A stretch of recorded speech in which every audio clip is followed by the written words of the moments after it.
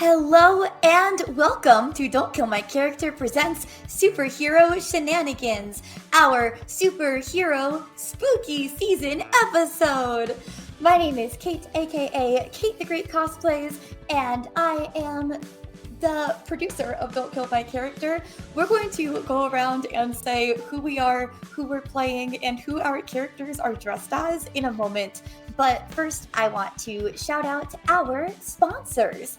So we have a lot of supers that make the super show possible. First up is Green Ronin Publishing. We are playing Mutants and Masterminds by Green Ronin. And if you want to play games by Green Ronin, all you got to do is go to their website and use our code Superhero Shenanigans. Superhero Shenanigans is going to get you 5% off anything online. And if you're looking for stuffs for free from Green Ronin Publishing and you're watching live in our Twitch chat, you have a chance to win that. Hit exclamation point enter, type exclamation point enter in the Twitch chat and you'll be entered to win the Basic Heroes Handbook and the Reign of Cats and Dogs Adventure from Green Ronin Publishing. And if you have already won that, we have a Shannon Again bundle for you.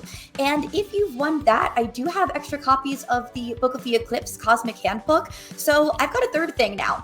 So enter if you've won things before and we'll find something for you. And if you win and you've already won all the things I have, I'll let Green Ronin know that you deserve something else and we'll get that to you too. I feel so confident to say that because Green Ronin is such a great supporter of the show. Thank you, Green Ronin, for supporting our content. Also supporting our show and content is Songcraft. The music that we play during our roleplay scenes is through the Songcraft bot. Songcraft gifted us a premium subscription and it is so easy to use. We love using it, and you can jump into their Discord community, follow the link in our chat or the episode description to check the bot out for yourself, and please let them know that Don't Kill My Character sent ya. Another way you can support us in our wonderful stream and the things that we do is going over to our Ko-fi page.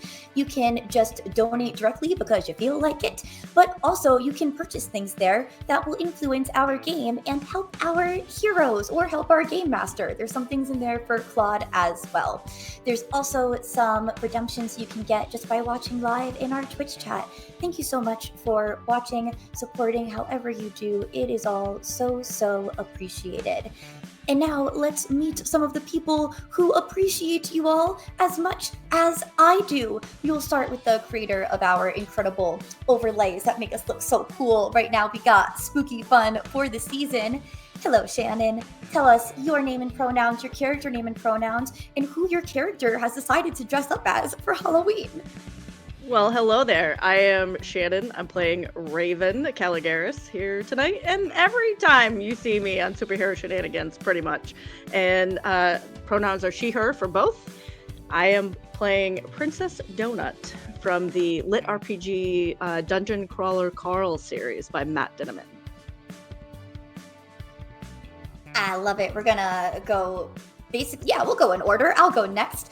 I am Kate, aka Kate the Great Cosplays. My pronouns are she, her, and I am playing Marley, aka Tracker, pronouns she, her, who has decided to dress up as Scarlet Witch.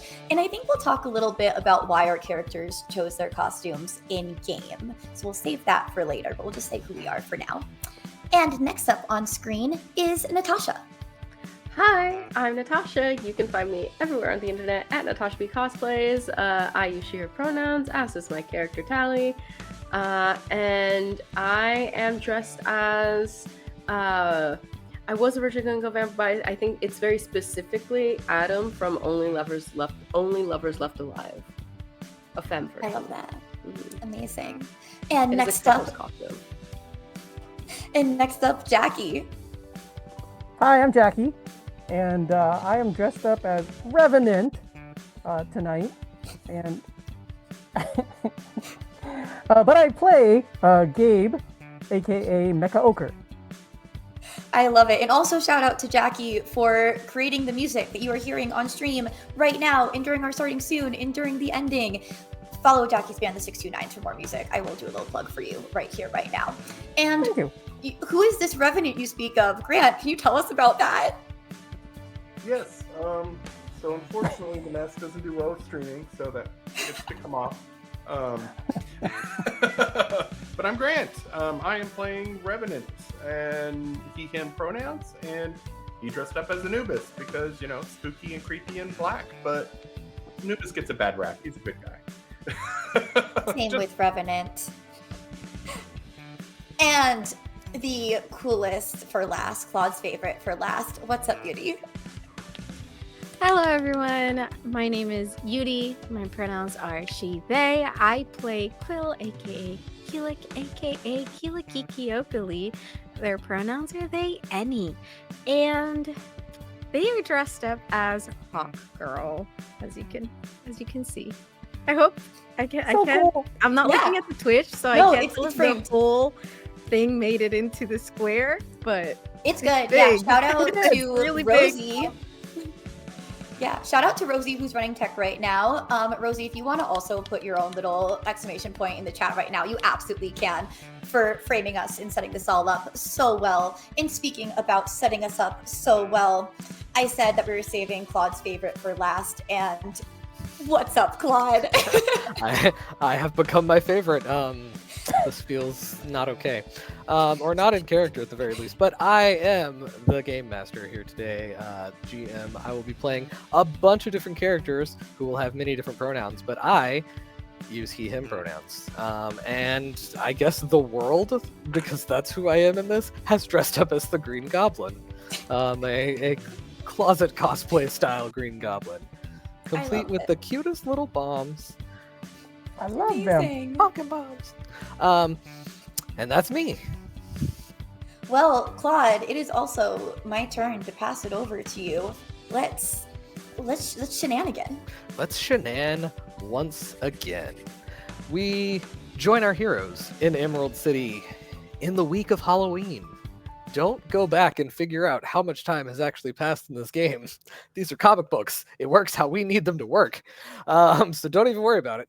But on this week, we see in an alleyway a bit of a brawl going down. Let me get from both Quill and Mecha Ochre a initiative roll. An initiative roll. Oh no. Oh snap! Right out the gate. In media I- res, my this is friends. how we're This is the starting? way. Love it. You go first. What'd you get, I bud? remember what you get, bud. I got a 28.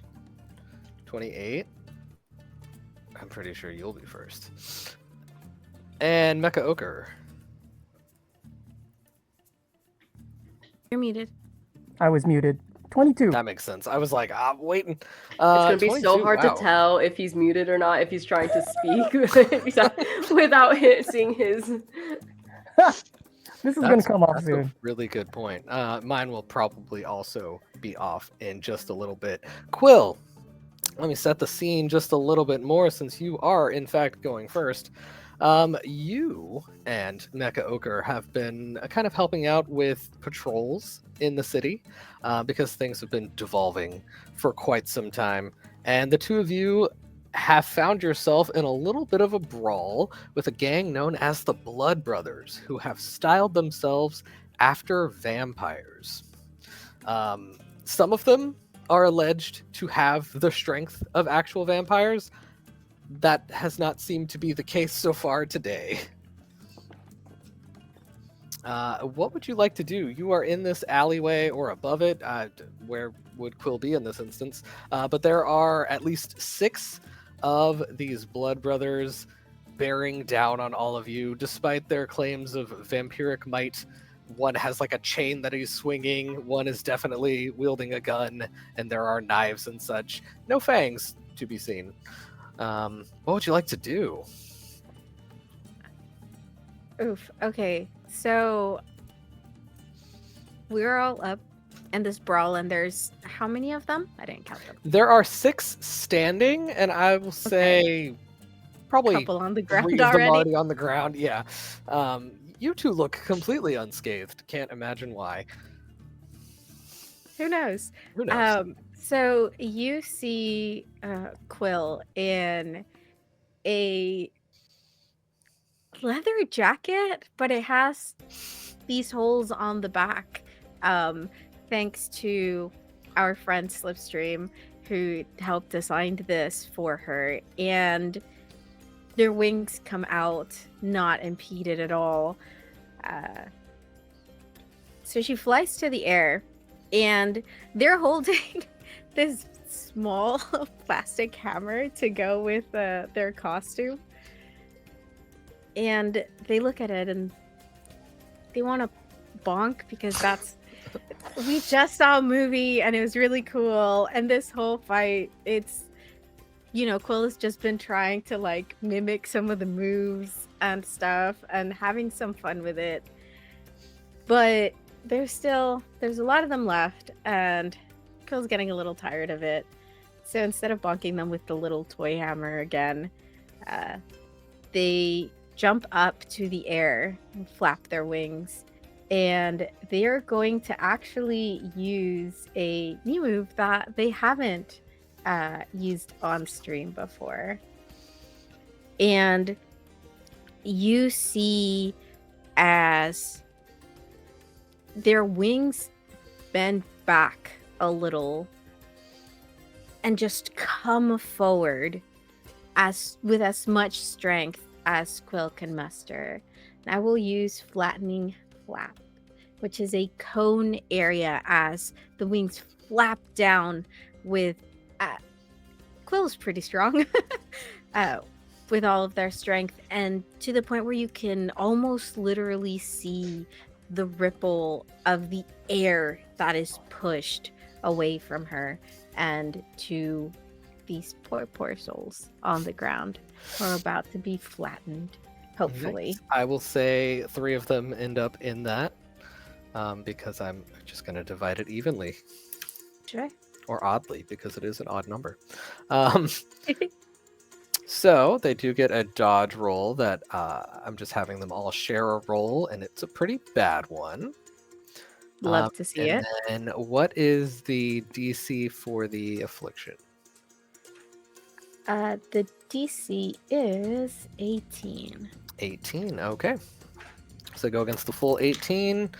Another pretty terrible roll. That's going to be 2 degrees of failure for them, which leaves them prone. Nice. So yeah, they fall back. They are both impaired and prone, laying there completely open to attack at this point. And we will go, unless there's anything else you would like to do, like move or quip, a quill quip. We'll go to Mecha Ochre. So I'm standing next to Quill, and I'm sort of twirling my staff, and at the ends of it, you see these kind of like red and orange sparkly tassels that I've attached there.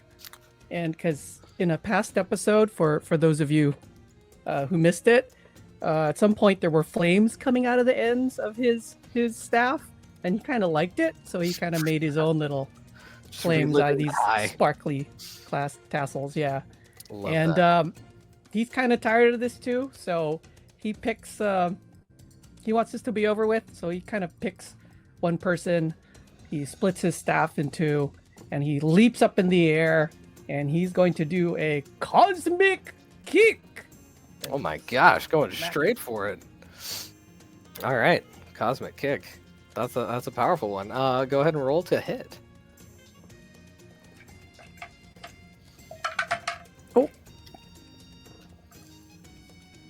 Oh shoot, I have to do it again. Oh gosh.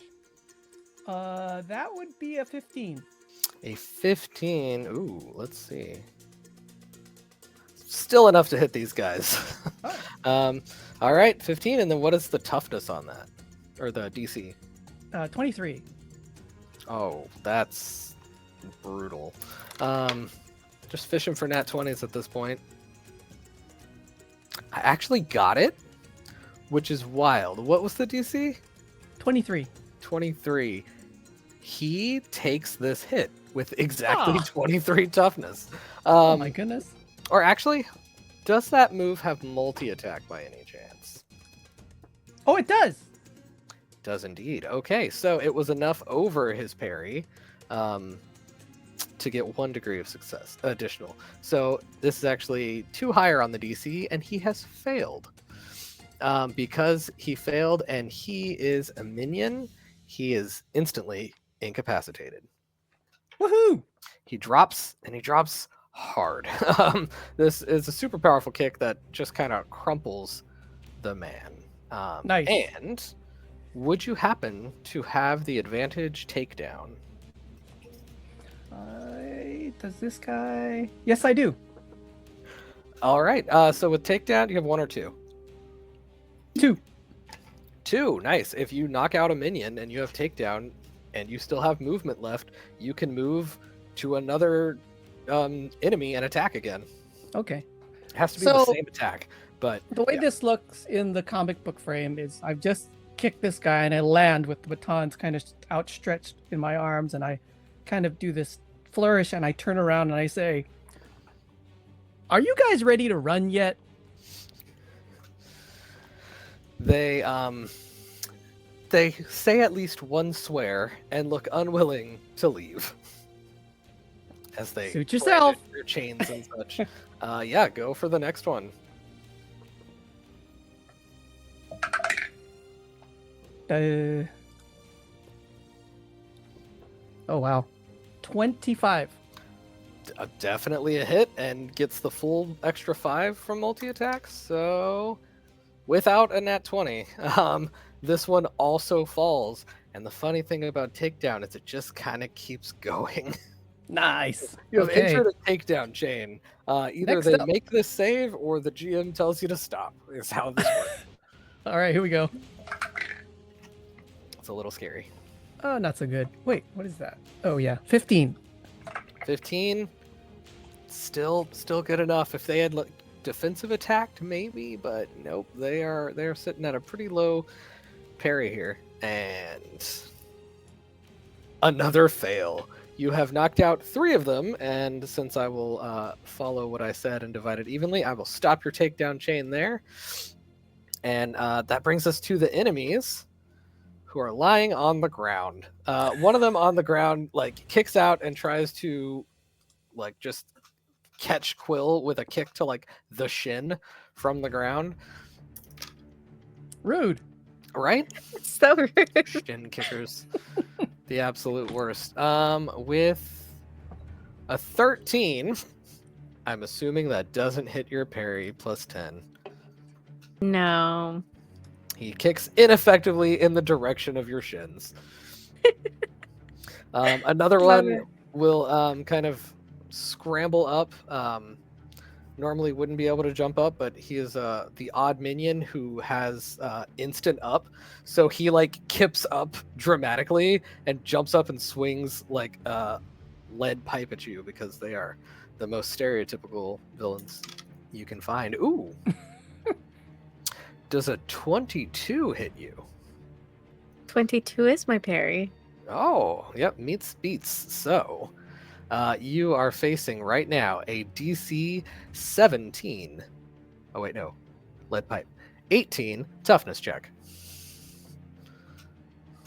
All right. That is 13 plus 8 is 21. What does it look like as he fails to injure you with this hit? Still smacks you with it, but how do you roll with it? I think they swing, and the first one, she just sort of, goes a little higher and moves out of the way when the second one comes in to swing, and she holds out tries to parry it with the plastic toy hammer, forgetting that it's made out of plastic. And it hits the hammer and dents the whole plastic thing, but she's okay. Just kind of looks at it very sadly because it's all bent out of I shape am now. so sorry. I'm gonna give you a hero point because I rolled the toughness for the hammer, and your hammer got a nat 1. So It's sorry. Oh. My hammer broke. Inoperable. The hammer is shattered. It's okay. It's Hmm. plastic. We can As- swing by as another is- store. Your heart. But the emotional damage will linger. Emotional for a long damage. time. Yeah. The last one isn't close enough to do anything and doesn't have a ranged weapon, so he's just gonna, at the end of the turn, try to stand back up successfully. And that brings us back to Quill. All right. I want to. Well, one laying on the ground who had missed. One managed, or the other two managed to get up. I am going to go ahead and go after the one that broke my hammer. It's only fair. Only fair to, you know. I don't know.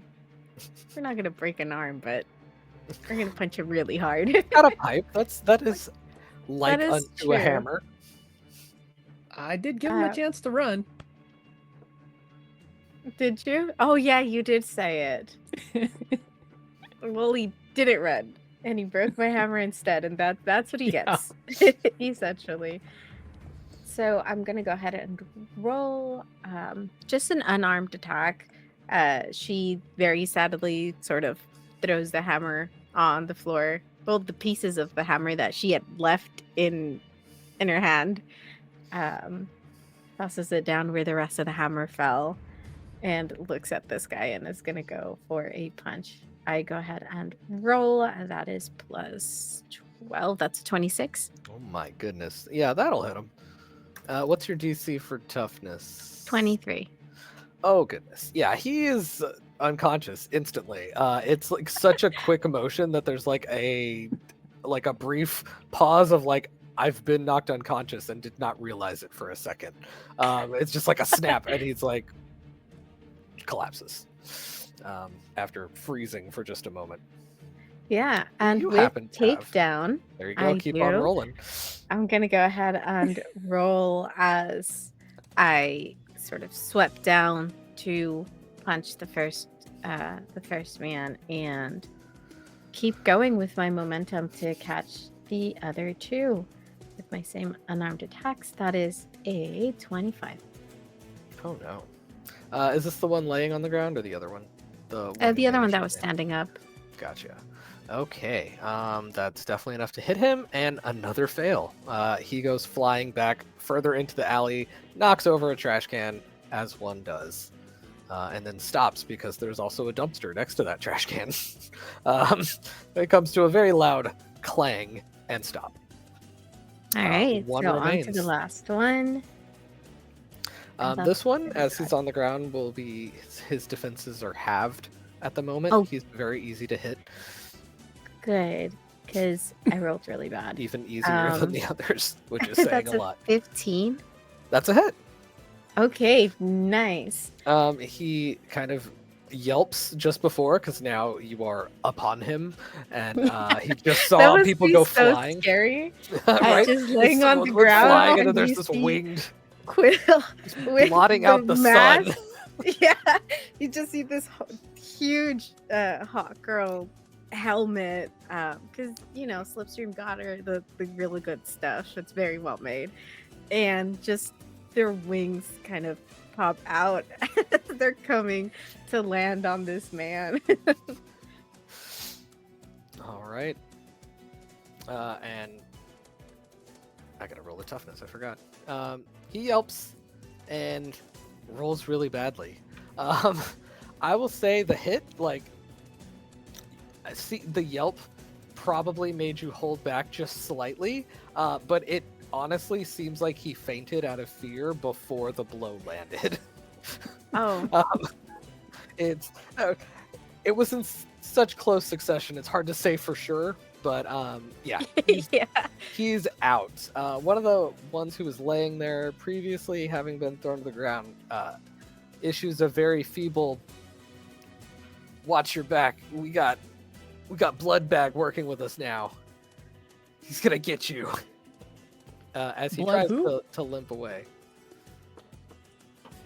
Bloodbag, one of the bagmen. Ah, Oh, hey, we fought those guys before, right? They weren't very strong. You need to, I don't know, get better friends, I guess. She's just sort of with These her guys are my talent, brothers, just like man. We're the moving blood brothers. And the they're all face laying of there. the one that the one that fainted. She's just like with her talent. It's like, he'll be okay. Do you wanna call them to come pick them up, or I have a phone now, so I can do it. Eagle-eyed readers will note that Quill's phone debuted last issue. It Editor's did. note. The big debut. So she's essentially asking Mecha Ochre, like, all right, do you call the cleanup crew, or do I? I don't have my phone with me, so please go ahead. Oh, she's so happy to. Oh, I guess I have to. Oh no. I do have my phone with me. I Yeah. just think she's. Aw, what a No friend. idea. It just sort of passed over her head. Doesn't even know. But I feel like Tally and Shannon helped Quill put their numbers and some others into like speed dial to make things a lot easier. And so they have the little speed dial, and they call. They're like, hello. We have well, I don't know, calling them bad guys is a little. They weren't some men who were trying to do bad things. Most of them are unconscious. And where are we? And I think as the last panel of like trying to explain the location happens, we'll cut over as it like kind of trails away. Okay. We'll cut over to Raven's estate. I just want to add before we go any further that I don't listen to the music while we're doing this, and the whole time in my head was basically like Looney Tunes sound effects throughout that entire scene, and it was phenomenal. We're this close to having an anvil fall on one of these guys. Yeah, it's great. I loved it. But we head on over to Raven's estate. How does it look right now in the days leading up to Halloween? It's very spooky at the Calligarus Manor.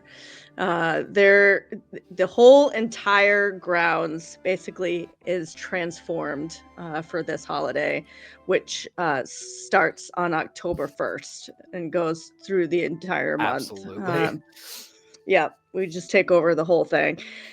And the beginning part, like before you can see like the mansion kind of like off in the distance from the road, that big opening area, there's all kinds of really cool decorations. There's the giant, skeletons and things, but we didn't do like regular giant skeletons because this is the first Halloween for a couple of our crew.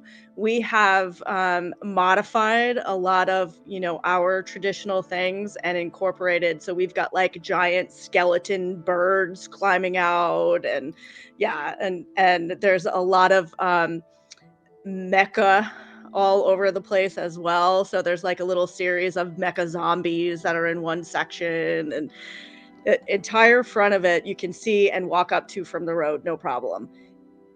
Past the gate, it's the spooky forest vibe where everything is very dark, purple lighting.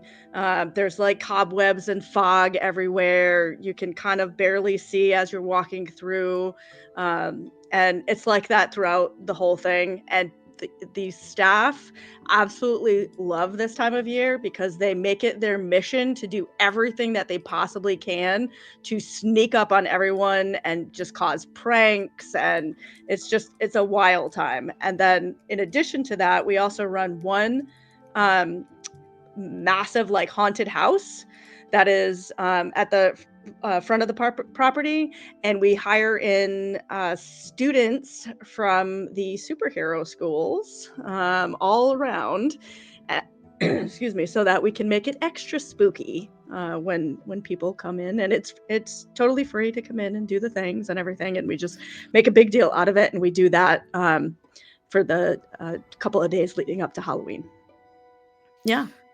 Yep, it is a super festive time there. Everyone is they kind of keep to themselves. Like it's a very well run situation. The staff is like very used to doing this, but they'll occasionally reach out to Raven and just like solve basically like little things where they're like, oh hey, or letting you know that hey, this person's not going to be here because of scheduling or blah blah blah, and always keeping you pretty updated on who's on the property. At this moment, you have been called over by one of your security people. And do they dress up or do they stay in their security stuff? So they stay in their security stuff, but there's slight modifications.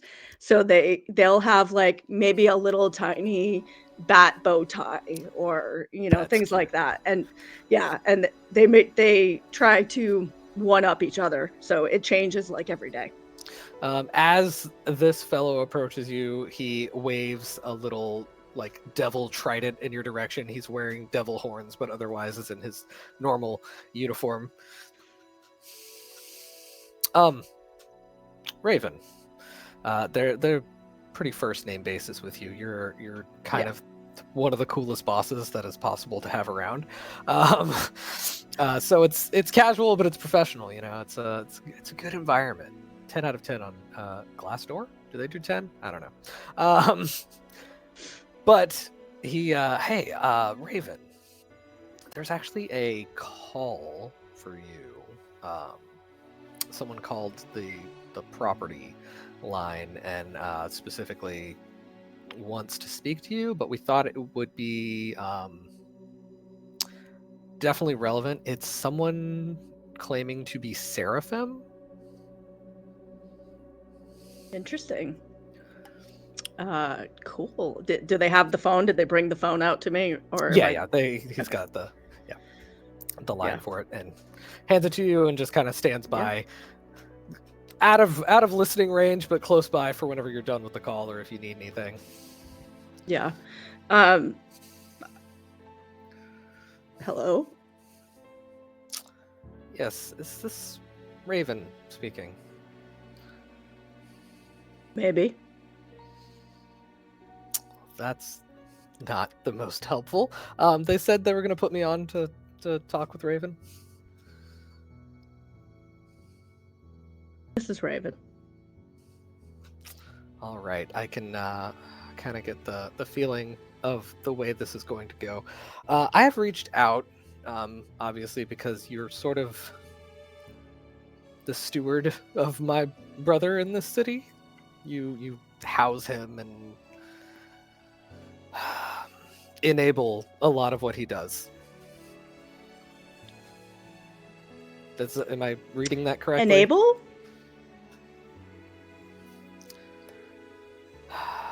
His activities. What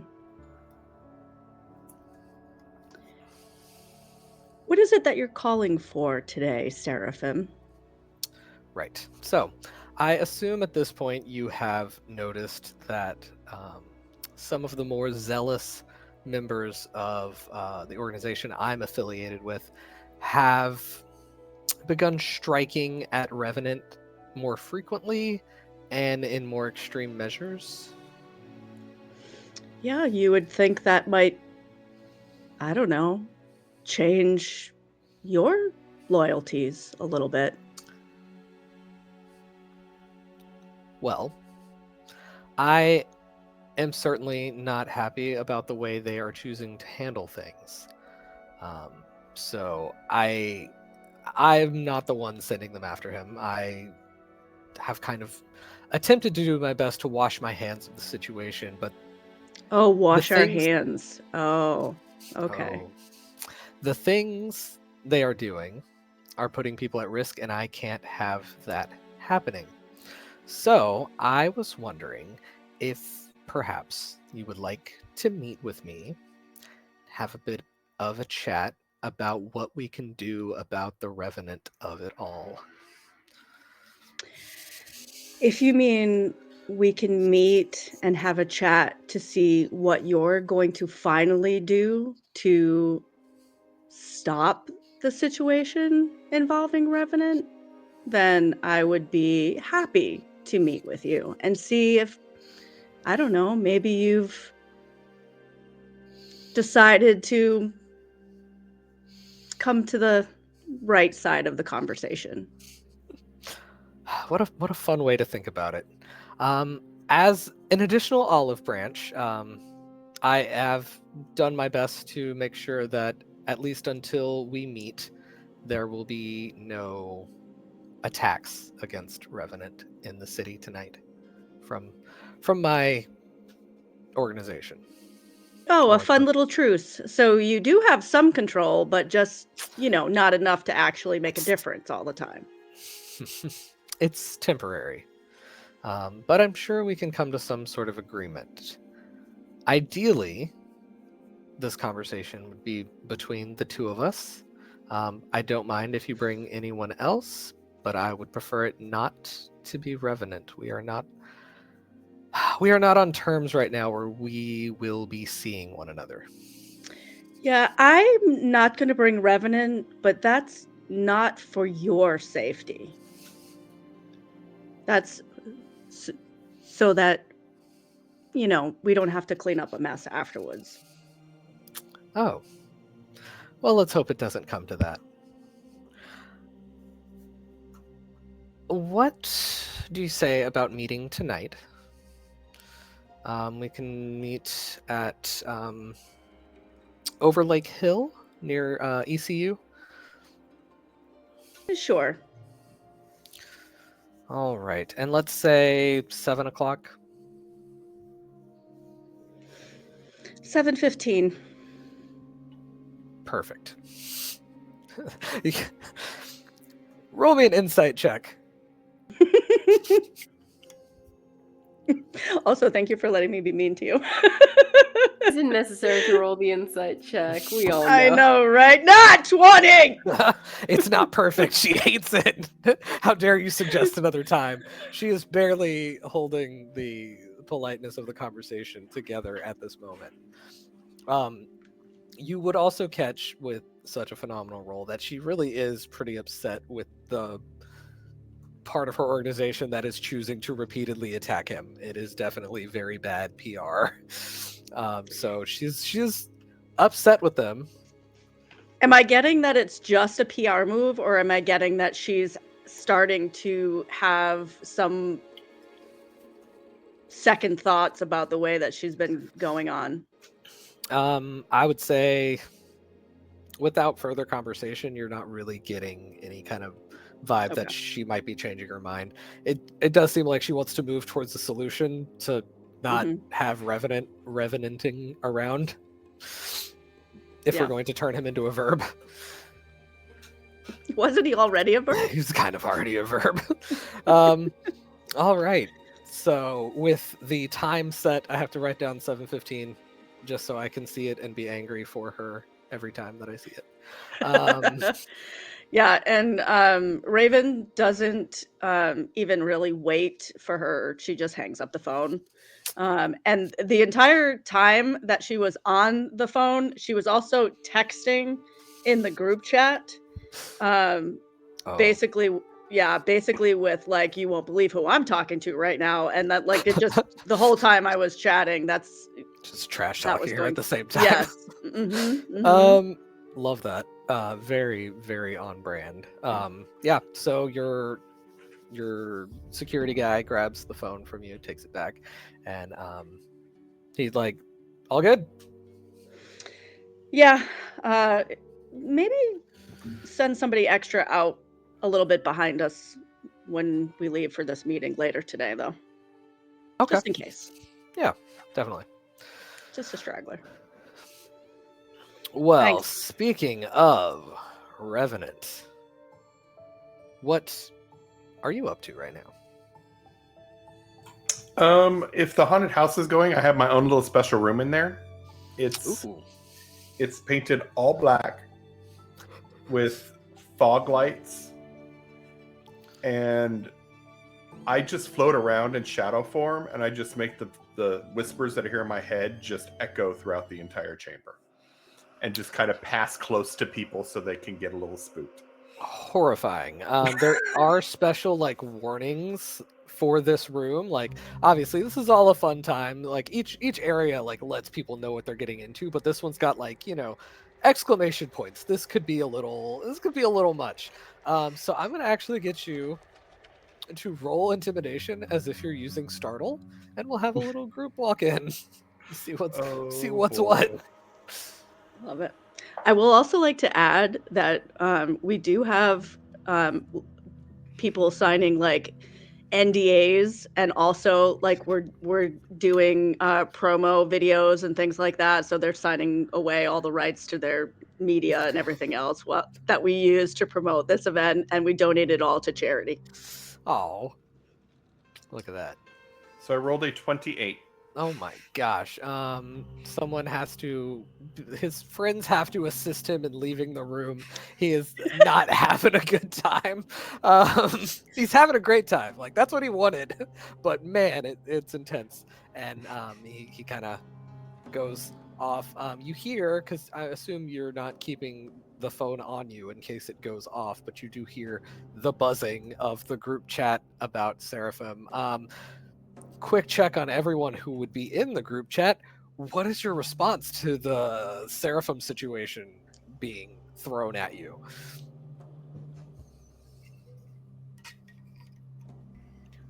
Marley would just want to know that Travis is okay. Like, she definitely knows that is a tricky situation. So this is like the full group chat. Travis is looped into this one. So I think that she would just go to where Travis is in the house right now, like after getting that text. She knows where that room would be. Yeah. With your ability to sense minds and emotions, like, and being around this particular group of people, you can use that to like sonar around the house. Like, oh, I know this feeling. That's gonna be Revenant. So you make a beeline to him. Yeah, and with this being like an annual thing too, this is not Marley's first time being part of like this haunted house experience with Raven. I feel like Marley and Travis would be very used to how this goes by now. So she like has her way around this memorized and will absolutely beeline over to Travis. You see, it's pretty much a group effort. Like the staff doesn't just come to me. Like, they're like, hey. For sure. And you see, someone being let out, and they're like gonna take a break from having people come in for a second. So you're able to pop in, and there's Travis somewhere in this void, because he blends in very well right now. He is essentially invisible with only his emotions to see him by. Yeah. And also, I think everyone would know that, like having other people in the house, like Marley is absolutely here in tracker capacity. So, yeah. Capacity.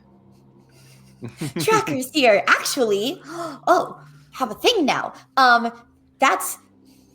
Tracker now has an ability called Tracker's here, where if she just wants to be perceived as Tracker, she is. So I think this is also the first year that she is like in more of like less of a Tracker disguise and more of just like a costume.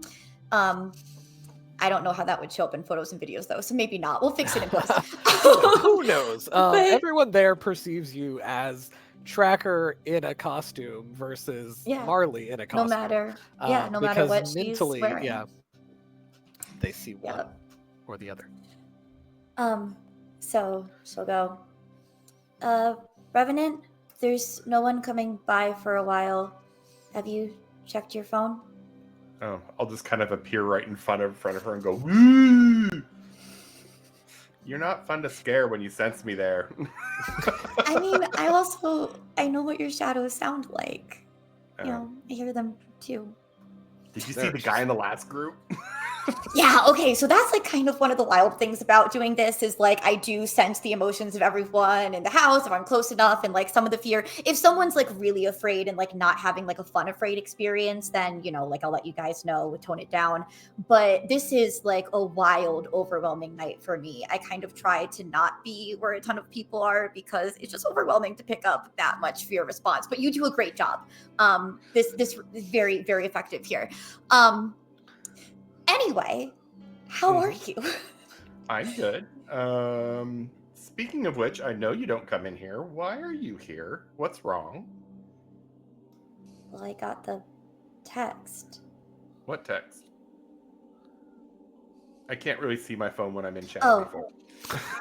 And I'll pull out my phone and show Travis. Oh, I'll look at it and my face goes lack of emotion. It just like shuts down and just kind of is like, interesting. Yeah. I heard from Leo that you had a bit of a run-in the other day too. Oh yeah, they started hiring mercenaries now. I tried to convince Kensington Cares to go after Seraphim instead of you because like Seraphim already has all these followers that are, used to like following and taking orders. So like how great would that be for Kensington Cares to have just to leave you alone?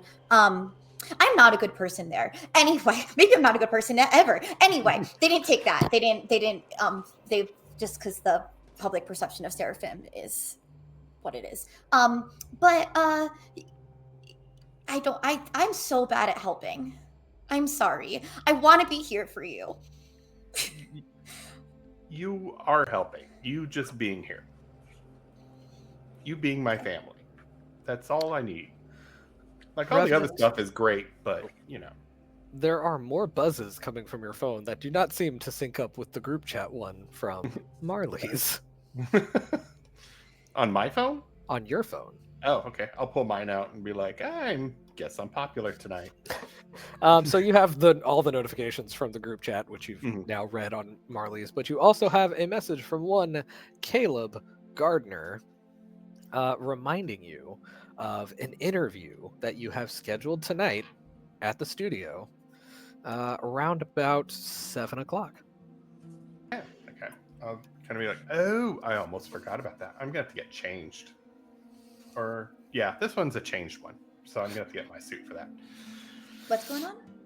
Oh, I have an interview with Caleb. Oh. He wants to talk about some of the stuff that's been going on with me being targeted by Seraphim and how that's kind of escalating.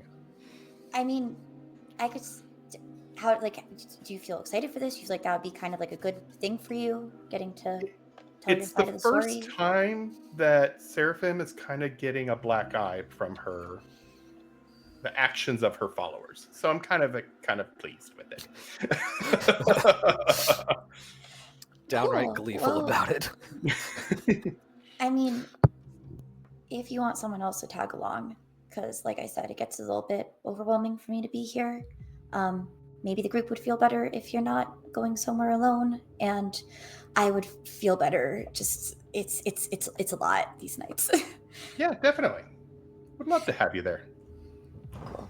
Can I ask about the Anubis costume? Why that one? I feel like we're kind of kindred souls. Like, he's seen as evil, dark, and a god of the dead, but all he's really doing is judging people, which I also do, for the worthiness of their soul and taking them to the afterlife that they deserve. So he's actually not a bad guy. He's kind of a guardian. I like that. Feel kind of similar with my choice tonight. I wasn't really supposed to read superhero comics as a kid because, capes are bad. So we're not gonna, family's not gonna read those. So that was like me breaking the rules, was sneaking comic books. And I originally grabbed Scarlet Witch books because I thought she kind of looked like me. And then I was like, wow, she has some similar experiences to what I have with like things she can do with her mind and thoughts. That's cool. So yeah, I don't know. I feel kind of similar to her too, and I also feel like she kind of gets like a bad rap when she shouldn't. Like she's really just trying to protect the people that she cares about most, and you can't save everyone in the world, so you might as well save like the people that are your world that mean the most to you. Like, But she does go a little overboard sometimes. I mean, yeah, but that's also just really fun to read. Like that makes a better story. That is true. And as Marley justifies the madness of Scarlet Witch, we move over to Tally. What are you up to today? Emmy and I are dressed up and doing our little photo shoot to post later for our Halloween costume. She's dressed as Eve and I'm dressed as Adam from Only Lovers Left Alive. Fantastic. It was kind of the predetermined outfits when she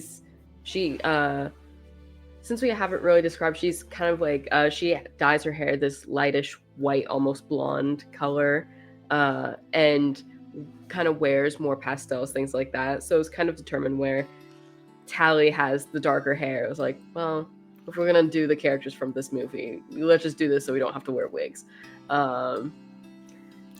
And they're doing like this little photo shoot outside their home or in their home, kind of a combination, and just taking some fun pictures and enjoying the night after having just watched the movie again. Nice. Yeah, it's a good time. She lets you know that there's a little bit of work I have to take care of from home. That's fine. But do remember, we have the meeting with the firm, or not the meeting. Sorry, it feels like that sometimes. But our annual Halloween party tonight. Oh. So Okay. if you're leaving the house, just make sure that we go together tonight. Yeah. Wouldn't miss it. And we can do costumes, but probably not, super full out. Like, people don't try much. I mean, I'd say this is pretty low key. I think so. Also, It's more fashion than anything else. Yeah, we and we look got great. all dressed up. Why change? Exactly. It's gonna be pretty mean to be the best looking again at a party, but we can't help it, Are we ever not? History has shown that we just tend to be those two. But won't yeah, lie. I'm gonna take care of that. I know sorry, go ahead. I won't lie. You work with a bunch of dorks and that don't know how to dress themselves. You're not wrong. They're trying. I think they've gotten better. They're making an effort. But yeah, I elevate the place, I guess you could say. That you do. That sounds really snotty, but that's okay. I'm gonna take care of some work. Okay. So I'll see you. She kind of grabs the top of her head, kisses, and says, I might go out for a bit before I come back, but I'll go make you a drink first, so you have something to sip on. Thank you. And have fun. So one of us should be not working for a little bit. So yeah, definitely have fun, and then we'll go try to have fun with those dorks. Okay. And we can kind of pop in whenever it goes from like it goes pretty late, but I was thinking about being there like around 7-ish. Okay, sounds good. And I'll go kind of like make a little cocktail for her. So here's a question. How difficult is it for you to slow yourself down to quickly make a cocktail, but not too quickly make a cocktail? It's not the most. She's done it before. She's kind of practiced at this point living with Emmy. It's like they cook together, so she has to cook at like slower speeds and things like that. So it's something, that she's practiced. I think it's probably a full class, honestly, that she took at Claremont, like that they have to teach the students. It's like how to not exert your powers all the time. As a fun note, one of Emmy's favorite ways to cook is for a long time over low heat, which is something that you got to get used to. But it's like a defining trait of hers. But she happily receives the cocktail from you. Okay, I'm gonna go head out, see what's up around the pier and stuff. I'll be back. Oh, the pier. Yeah, they always do some fun decorations. I'll take some pictures, see if there's anything Oh interesting my happening. god. Someone at work was saying that they saw a superhero melt someone by the pier. Oh my gosh, I that's don't know what they're talking insane. about. Anyway, I don't know. There's a bunch of like the dorks. Some of them Yeah. are really into the superheroes of the city. Like someone just transferred here kind of recently, and he's obsessed with every bit of news that comes yeah? out about anyone with powers. Ooh, that's interesting. That's fun. It does take a bit to get used to. He's just Yeah. I can imagine, especially because there are a lot more heroes these days here. So I imagine it's does nonstop. seem that way. Mm-hmm. And we've needed them with how things have been in the city lately. Yeah, I'm glad you've been safe. I know sometimes your work and near downtown, I'm always a little bit concerned.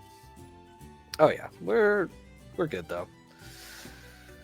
Just make sure to keep texting me whenever things happen. So I Of know. course, yeah. Glued to it. When I can be. Okay. Alright. I'm headed out. All right, where are you going? I think I probably also saw the text on the phone and stuff like that. And so I'll probably head over to Raven's place to check in to make sure things are copacetic, how people are feeling about tonight. And I would say that about brings everyone back together because Mecha Ochre and Quill would have had time to return home, assuming they chose to do so. They could also curveball and be like, actually, we went to the moon, and then I'd have to figure that out, but please don't. So you all find yourself kind of back in the same area. Don't. Okay. I see those looks. Yeah, I'm like, please don't. Oh, I have not to- me. I wasn't now I have encouraging to. anything. Mm-mm. There are some monkeys that exist within lore who can teleport to the moon specifically. Look, Go if find people want yourself outer one of space them. adventures, Go find editor's yourself one of note, them. Book of the Eclipse for other world adventures of Hey. the Superhero Shenanigans crew. Yeah. Go Good watch job. that one. Good stuff. Good editor's note. 10 out of 10. Oh, Yeah, I'm a producer so point for complimenting me. I don't give those out. I have other points Do I I could give give out, out? but I'm stingy. You are. A little bit. That's okay. Shh. You're all back at the house now. Raven, you've been informed that everyone is here because you get regular check-ins on that. Yeah, and I think when I know that they're coming, I make an effort to greet people as they come in. So, I'm usually at the door or near the door, and they usually come in through the kitchen. Anyway, The so great doorway to the Raven estate, Yeah. the kitchen. the Um, kitchen, yes, The best room in the house. I Also don't know known what as to the tell common you. room at this point. yeah, Yeah, basically. exactly, The meeting room, and the common room, the war room. The war room. exactly. Tell And me a I little think bit about there's it. like an entire text thread that is just dedicated to how many different foods Tally can go get so that Quill and Gabe can try the food from all over the place because they're just so far behind. So I think we have like a board in the kitchen with all of these different, everybody just keeps writing some of I their favorite love things that. on it. Yeah. You're just And knocking we them just out. keep tacking little stickers once they're done. Yeah. Well, I'm Sure. sure as long as they ask nicely, Tally is happy to go get them when she's not busy Oh yeah. or having just done anything. Yeah. Yeah. Yeah, you definitely wouldn't want to wake up, open up the door, And yeah, immediately breakfast, be and then asked to just go do something. immediately tell them to imagine. go get something on the other side of the world. I mean, who would do such a The thing? audacity. I don't it would know. take. But yes, you're all Editor's once again note, Superhero together. Shenanigans episode 20. 20? Yeah. For those was of funny. you who did not see that episode, that would be Revenant. Good stuff. The kitchen is a bit more like sparse today because everyone's been very busy doing things, but this is the time to like check back in and get things like a temperature check on everything. So Yeah. I think when you guys come in, I've got like stuff all out on the counters already in the kitchen, and I'm just like stress eating, like just I've got like a veggie tray out with some ranch dip, and there's like It's all crunchy sorts of in here. Yeah, it is. yeah, like there's all sorts of stuff all over the place, and I never know what Quill is in the mood for that day. So like there's an assortment of things on the counter. There's going to be raw food, cooked food, animal, vegetable, all Mineral? over. Snacks. Maybe. Why not? Why not? Yeah. Salt, And I salt. think as you guys come in, yeah, I'm just like sitting there stress eating, like crunching on some cucumber. It is crunchy up in here. Sometimes you just gotta eat a whole cucumber. I'm a carrot stress eater. I can throw back some baby carrots. Let me tell you, it's a satisfying snap. I think when we walk in, Quill sort of starts telling everyone very proudly that what happened when we were doing our patrols, and telling them how like they called the cleanup crew this time themselves. You got to And it use was your like- phone. Yeah. With somebody that wasn't you guys. Yeah, absolutely. Incredible. So How did they're it very proud go? of calling the cleanup crew. They're like, How did it go? yeah, so because they forgot their phone, and so I had to, and I called them, and then they showed up and tied the bad guys and took them away. Yep. And we stayed Incredible. for a little bit and then came here. How's the house going? It looks really good.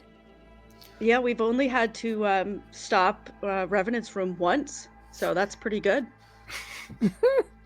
Oh, during this little chat, since Quill is in the room, from the hallway, a tiny little trash creature shuffles on up with its little glowing eyes. They're pretty dim still. He hasn't... the returned junk pile hasn't been doing much, but it is mobile and follows Quill around now.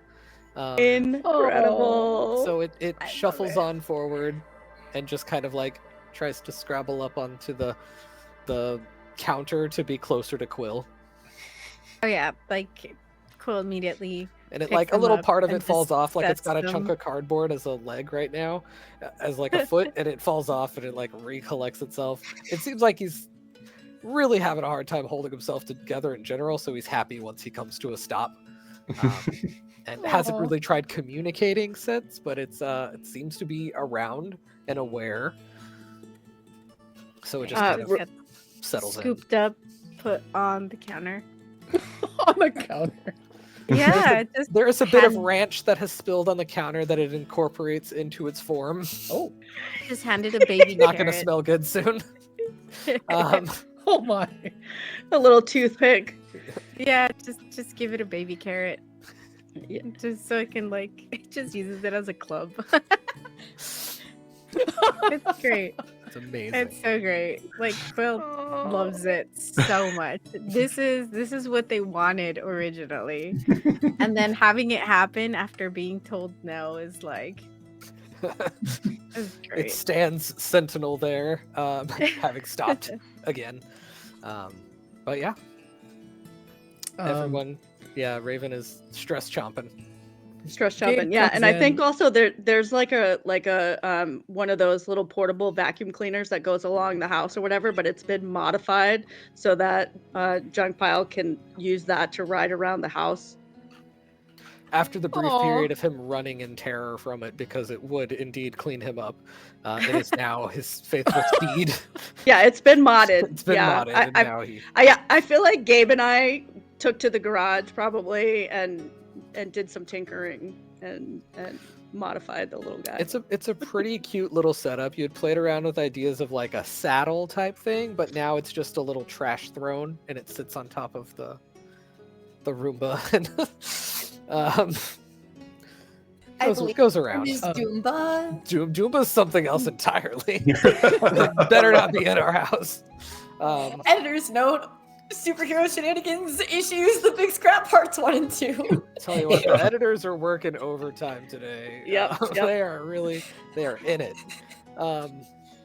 But yeah, does anyone else? Gabe, I think I'll lags a little show bit. up. Oh, I'll let sorry. Gabe go first. No. You start. Okay. You show up Gabe, as Gabe is doing his lags thing. behind, and he's coming from the garage, and in his arms, he's got two pretty large pumpkins that he's carved, and they both, well, I'll describe one. So it's a pumpkin. It's got kind of these evil eyes kind of carved into it. On the front of it, it looks like a pig snout that's made of kind of a rounded carved rind, and it's got little slots there for a pig nose.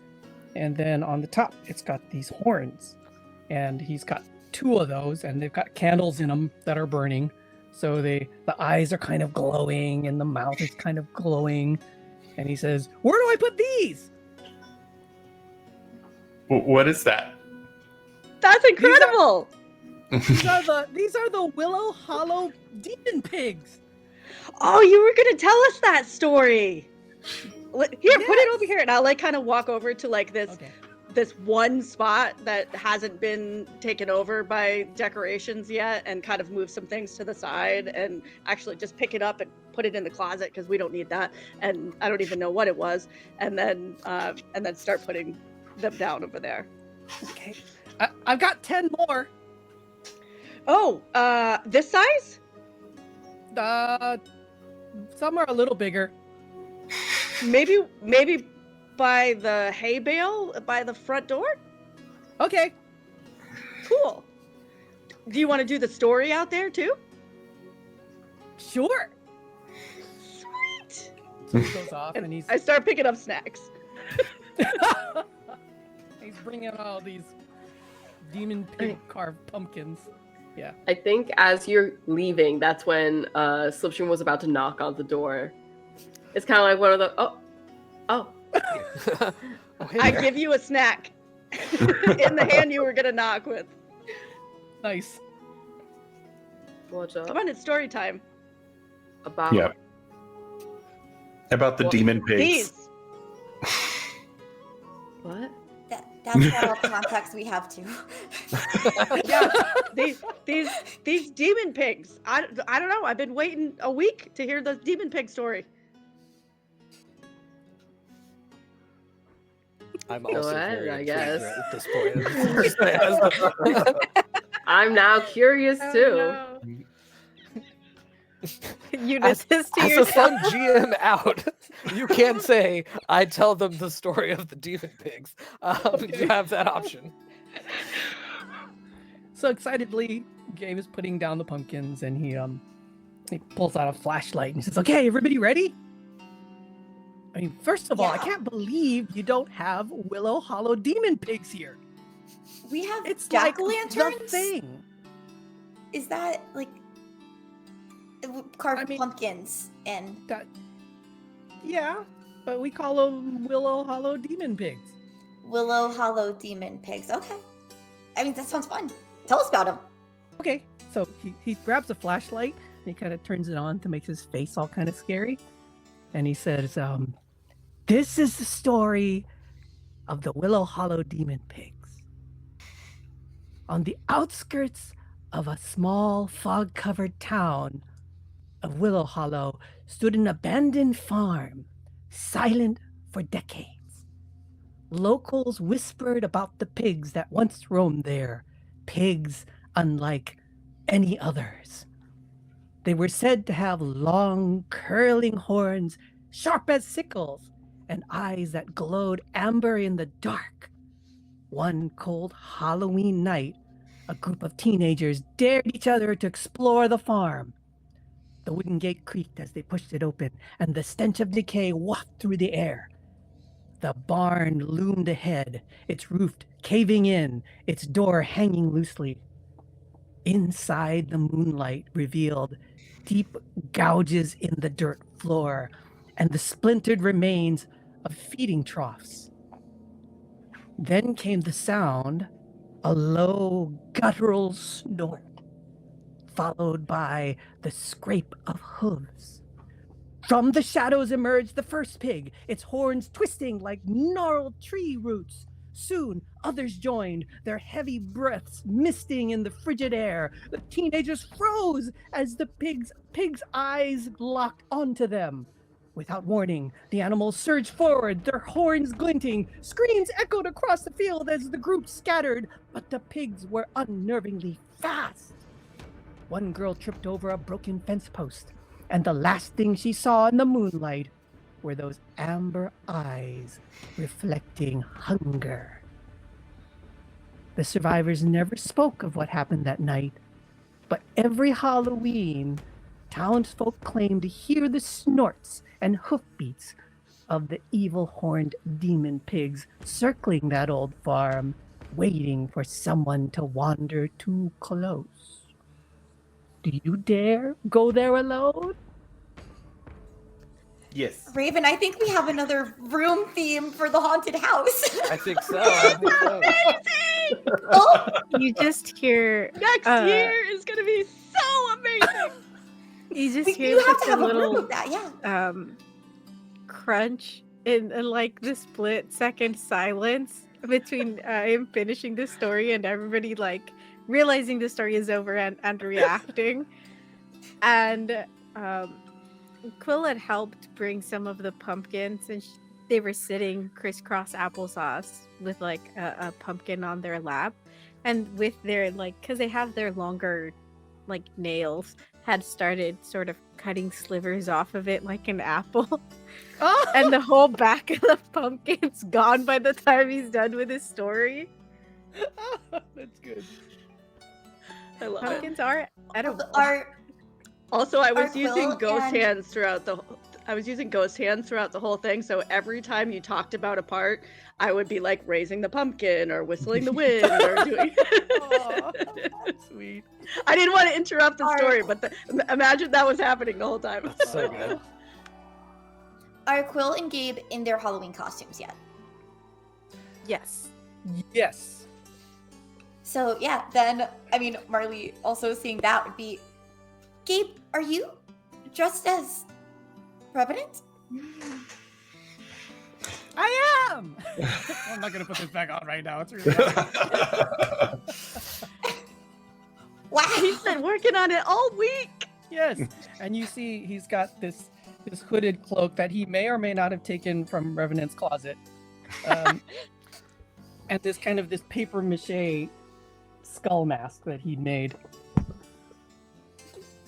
That's awesome. turned Is out that so I good. can't wait to show Revenant. Is he there? Yeah. Yeah. I'm in the back eating it's a warmed up like deep dish pizza from Chicago that Callie brought us like the day before. Why would you get pizza from Reheated. Chicago when you can get it from Freedom We're not City starting though? That was. I felt I had the best I bagels. had him pay me triple to get that. Okay, I was tipped very well. That's good. Yeah, that's Mhm. that's very fair. You should be paid for it. She got mad when I was trying to ask Blue Bolt if he could go get me pizza. He can't go that far yet, and also he's a minor. He can't Yeah. travel. Yeah, you can't send him across state lines. We've talked about this already. Hmm Um, Then we have 2 food delivery service people. It's great. Okay, Quill! not food Opera? delivery service Travis, person. we have to talk about this. We simply have to talk about this. I can't be doing this all the time. I do have a job. I promise you I work as well as doing this. I don't You have also- money like Raven does. And you also said you're like done in an hour. That doesn't mean anything. It's still 8 hours work technically for a normal person. I'm just trying to help you fill up your other 7 hours. I do hero work. I'm patrolling for most of that. And And naps. I can't really go get it because I don't have Earth money. So We can get you that. yeah, I Goodness. Yeah, I feel like Unison should give you some kind of like allowance. siphon yeah. Yeah. an allowance. At the very least. Meanwhile, Raven. the nest in the back there's piles of money in the nest in the back. Do they know the money? They just put it into their nest. Yeah. That's the thing too. It's Oh my like gosh. Quill hasn't since they got here hasn't had like a need for Buy things. Yep. That's true. because everything has been very generously provided by Shannon and the rest of the team anytime they needed anything. And so they just don't carry money. They have no need for it. I just got To it. be Like, fair, I don't know what Raven- to tell you. And then I'm Tally goes over great to friends. Quill. And then Tally goes over to Quill and is like, oh my gosh, this turned out so good. I'm glad everything fit okay and that your wings work with the jacket.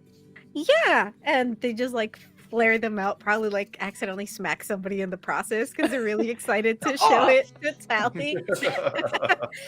And they like turn around and show like how the wings sort of come out of the back of the jacket. Okay, so things like this, if you want, like, you can do like clothes from back home, or we can also do earth clothes that just work with your wings if you want. Yeah, I not very used to like your type of pants and things. We have all But- sorts of types of pants, so we can Yeah. definitely find one that you like. I thought it was gonna be a little hard to fight in them, but it wasn't. I mean, those guys weren't very tough, anyways. But you know, we did a fight and it worked out. I like it. Yay! But thank you so much. Oh my gosh, I'm so happy it worked. You could also Uh, fight in a skirt, maybe. I've seen a lot of heroes in comic books do that. It doesn't seem practical, but I mean, if you don't like pants. No, I mean, with the flying, I don't know if you want pants Yeah. while you're flying mine are just or a skirt Very, while you're like, flying. loose, you know, and Mhm. these are a lot more form-fitting than I'm used to. Mm. But I wanted to try to look like the character, and you did a really good job, and I'm really happy with it. Thank So you. I might keep using the jacket even when it's not Halloween. Yeah, feel free. I don't Yeah. think I can get away with using this all the time, but I think it looks really cool. I think, I mean, if you want to use it whenever you do hero work, I think it'd look pretty cool. Except that everybody sort of already knows who I am because I haven't seen you don't really another need a mask. third but person Yeah. here. Yeah, there's not much using. You could do it having- as like a special whenever you're going to a special fight and you just want to look a little bit different. Maybe. Well, it's not a bad idea, actually. It's a really good idea. Oh, one of the people we stopped Mhm. broke the hammer though. Oh, that's okay. It was plastic. That's easy. Yeah, I forgot it was made out of plastic, and I used it to stop. I mean, I'd also probably Metal use a pipe? prop weapon if I had one too by accident, so you're fine. Yeah, I'm While sorry. you're talking, Raven's gonna Mystic Construct and make the replica of the hammer. Except the color is It'll a be little even bit brighter than stronger. it was before, and it's a little bit stronger. Yeah. Yeah, probably And much and now stronger. when you hit it, it goes boing! You see you've got the remains of your hammer there, and the little junk pile is like reaching for it. Oh yeah. Oh. You can have the plastic pieces. They're a little sharp though. Like 'cause incorporates it, and now it's got like a little Yeah, belly. little Like armor. the hammer, yeah, it's got a little. It just rests When its did hands on it. you get like a moving junk pile? And what is also like, does Marley get any sort of like mental, emotional from this creature? It so it reminds Is me it a little sentient? bit of whenever you used to like save animals, it's got kind of the same vibe. Or And it's just kind of happy to be there. Yeah. It's very just like it doesn't seem like it's How- reflecting on the trauma of having been destroyed. You don't get any of that, at least in this moment. How similar does it feel to junk pile? It is junk pile. From everything you can tell, this is junk pile. Yeah, so I Um, think Marley would say it's junk pile again. It's actually junk pile. Yeah, he, just sleeps in the nest with me, and then one day the eyes lit up, and he moves around now. I didn't ask him why. Do you want me to try to? I don't think it matters. But if you want to ask him, sure. I'm not the most talkative, but It does- I'm trying to teach them some hand signals, and that's been working. You can dance too. Does Junkpile just start dancing? A little. It does its best, but It then it does a looks like wiggle. it looks like it gets tuckered out. It uses a lot of its like psionic power to stay moving. Mhm. It's like it's recovering still from having been blown to pieces. You feel like mentally and the because it's like basically all psionic energy holding a thing together, so it is mental energy, and it just feels like it's a lot more diminished than it used to be. So it feels far away, but it's like it's still him. That's wonderful. Well, that's really cool.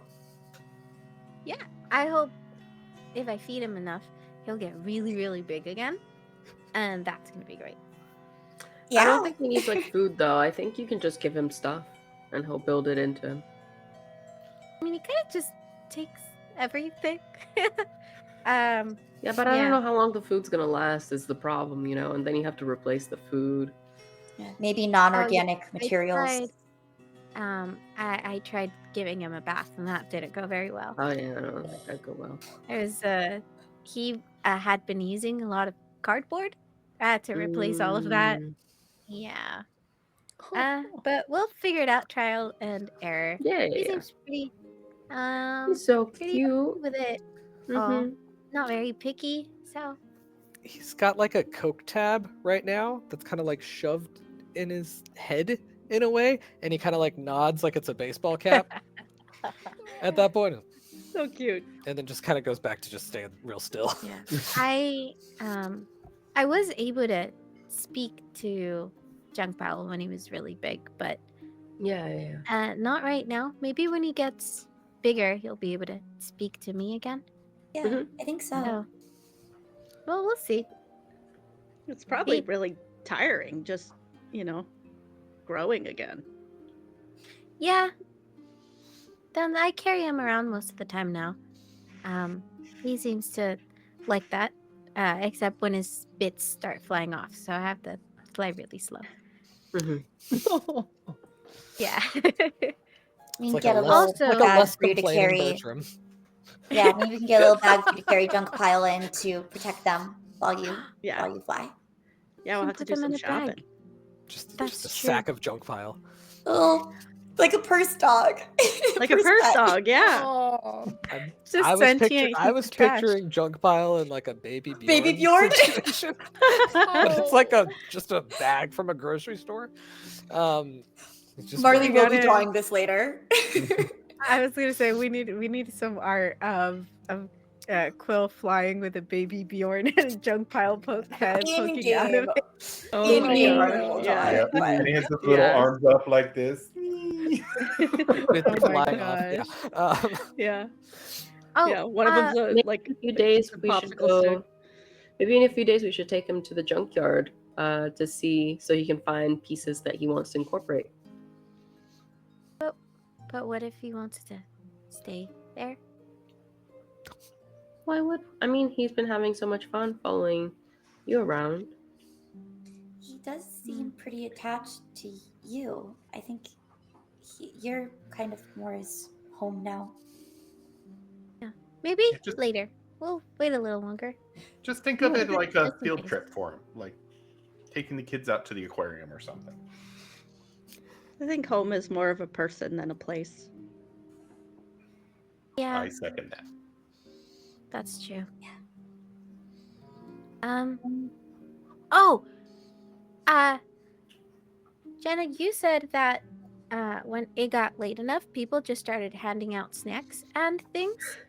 I don't know. Is it Yeah. late enough? It's always late enough. It's always time for handing out snacks. It is around about 6-ish. Just a hair past 6, as many of you kind of mentally note that things are about to be going down. Oh my gosh, you live in the rich neighborhood. They must serve all the king size bars here. Oh, just Yeah. wait. And I walk them in to the second kitchen, the one that we never go in, Kitchen that 2, staff Electric Boogaloo. uses. Yeah, like where all of the high end stuff is. And they have these like trolley carts that are like 4 tiers of four-tier shelves, and there's like 8 of them, and there are every manner of candied apples all over the place. But then there's also because we wanted to incorporate maybe what was in other places, I'm going to let Gabe and Quill describe what snack food is also on these trolleys. But there's apples of every kind, with like every flavor, green apples, red apples, and then they've got the chocolate and the caramel and all that kind of stuff. And every one of them has like a swirling snake that goes around to the top. And then we did something special for Gabe and Quill too. So I'll let you guys describe what that snack would be.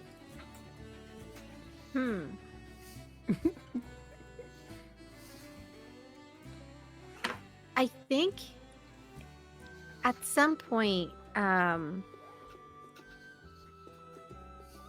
would have been some talk about, like different like candies. It's like, oh no, they hand out candy, and sort of like the different types, and then Quill would have tried to like describing a similar sort of like candy or like a dessert from Avis.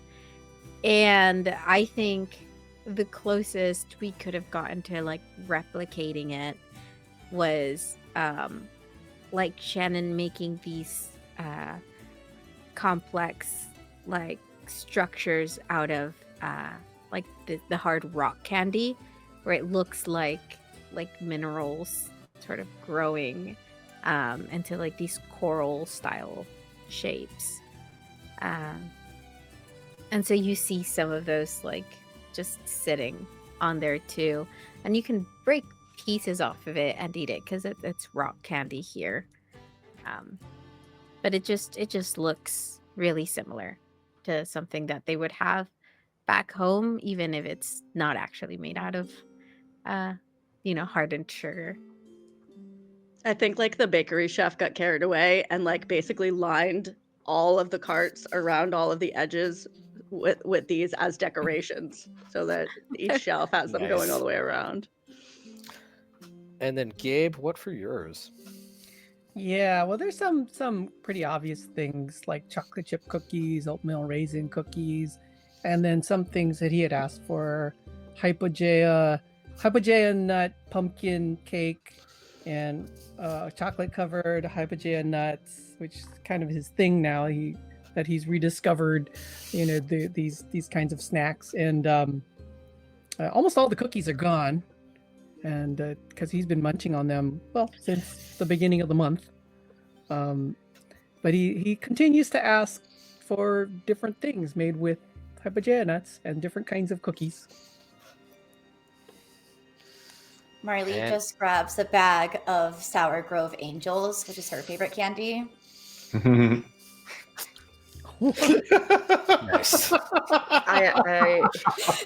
I just get an assortment.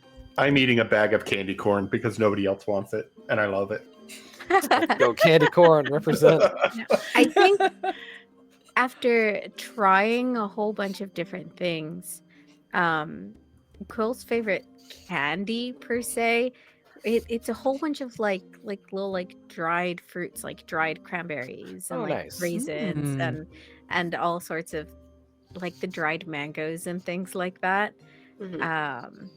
And to her, like, that's closer to like what they would have as candy. And so they're just eating a big bowl of like a sort of just like dried fruits. do love the way that like the rock candy like looks. But they don't do very well with like eating as much sugar. So they're That makes not sense. eating the rock candy and eating their bowl of dried fruit. And as you all sit and kind of take in all of the awesome candy, you see kind of the panels of the time passing as y'all are just kind of hanging, enjoying each other's company, and the time ticks on. We're probably now about 15 minutes or so from 7. Okay. And with that, I'm gonna edit one little thing. We rolled out all the carts outside for the trick-or-treaters. So Nice. all of those things that were there, Are we ready to lined out, go. and then the staff will hand everything out. Yeah, for sure. Or we do too, but yeah. Gotcha. And with that, we're going to go to our break before a bunch of meetings and parties and interviews all roll out. So if Kate wants to take us away. Yeah. I'll do a little bit of announcing before I let Rosie move us to break. Thank you, Rosie, for running tech. So if you are watching in our Twitch live chat, please remember to hit !enter to enter our giveaway from Green Ronin Publishing.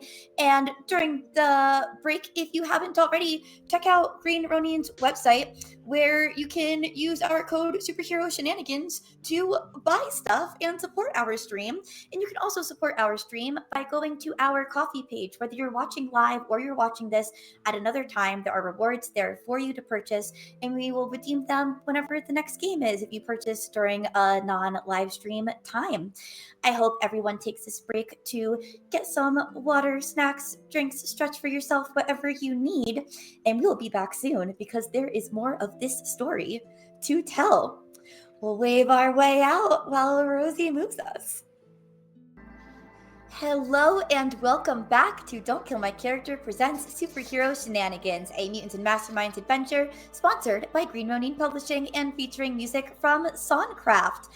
I'm gonna toss it right back over to Claude, but if you're watching in our Twitch live chat, keep an eye on chat for some updates there. All right, and we are back. We're gonna just jump right back into pretty much where we left. The time of several meetings is approaching, so we'll get right to it. But first, a little bit of trick-or-treating. Who is all going on this trick-or-treating before heading out? Raven is definitely excited about this being their first trick-or-treating event, so for sure going and talking excitedly and mad that she's going to have to leave during this to go to a meeting, but she's definitely going to make them wait. Oh yeah. Quill has been looking for this the entire week. Like, you know, sure, they were really excited about figuring out their costume and all sorts of things, but it's like walking around and people just hand them snacks and it's great. It is how life should work, honestly. Yeah. And so they're so excited about this. They have trying to be like traditional, I suppose. They have like this plastic pumpkin with like a jack-o'-lantern face and the little strap to hold it by. And they have sat a little junk pile inside of it. So because Phil figured that junk pile would like to look at the costumes and things like that. And so junk pile has made sort of like a little nest in there. We're going to be slowly sort of surrounding them and covering them up with candy and things. God. And kids are pretty uncareful, so there are just wrappers strewn about in different parts of the street. So it is I very want him to possible make a little coat out of wrappers. Oh my gosh. But yeah, so they Quill's got their full costume, their plastic jack-o'-lantern. They're so ready to go. They're at the door, just kind of like waiting for us to leave. And yeah, we could actually just fast forward to you all beginning the walk. It's a funny situation because some of the kids look at you a little funny, like that's a large child also picking up candy, but no one gives you any real fuss about it. They're really friendly. Gabe, if you're tagging along, it's really strange for you to see that you're not the only Revenant out here. There are a few children dressed as Revenant, which in your world would be very distasteful.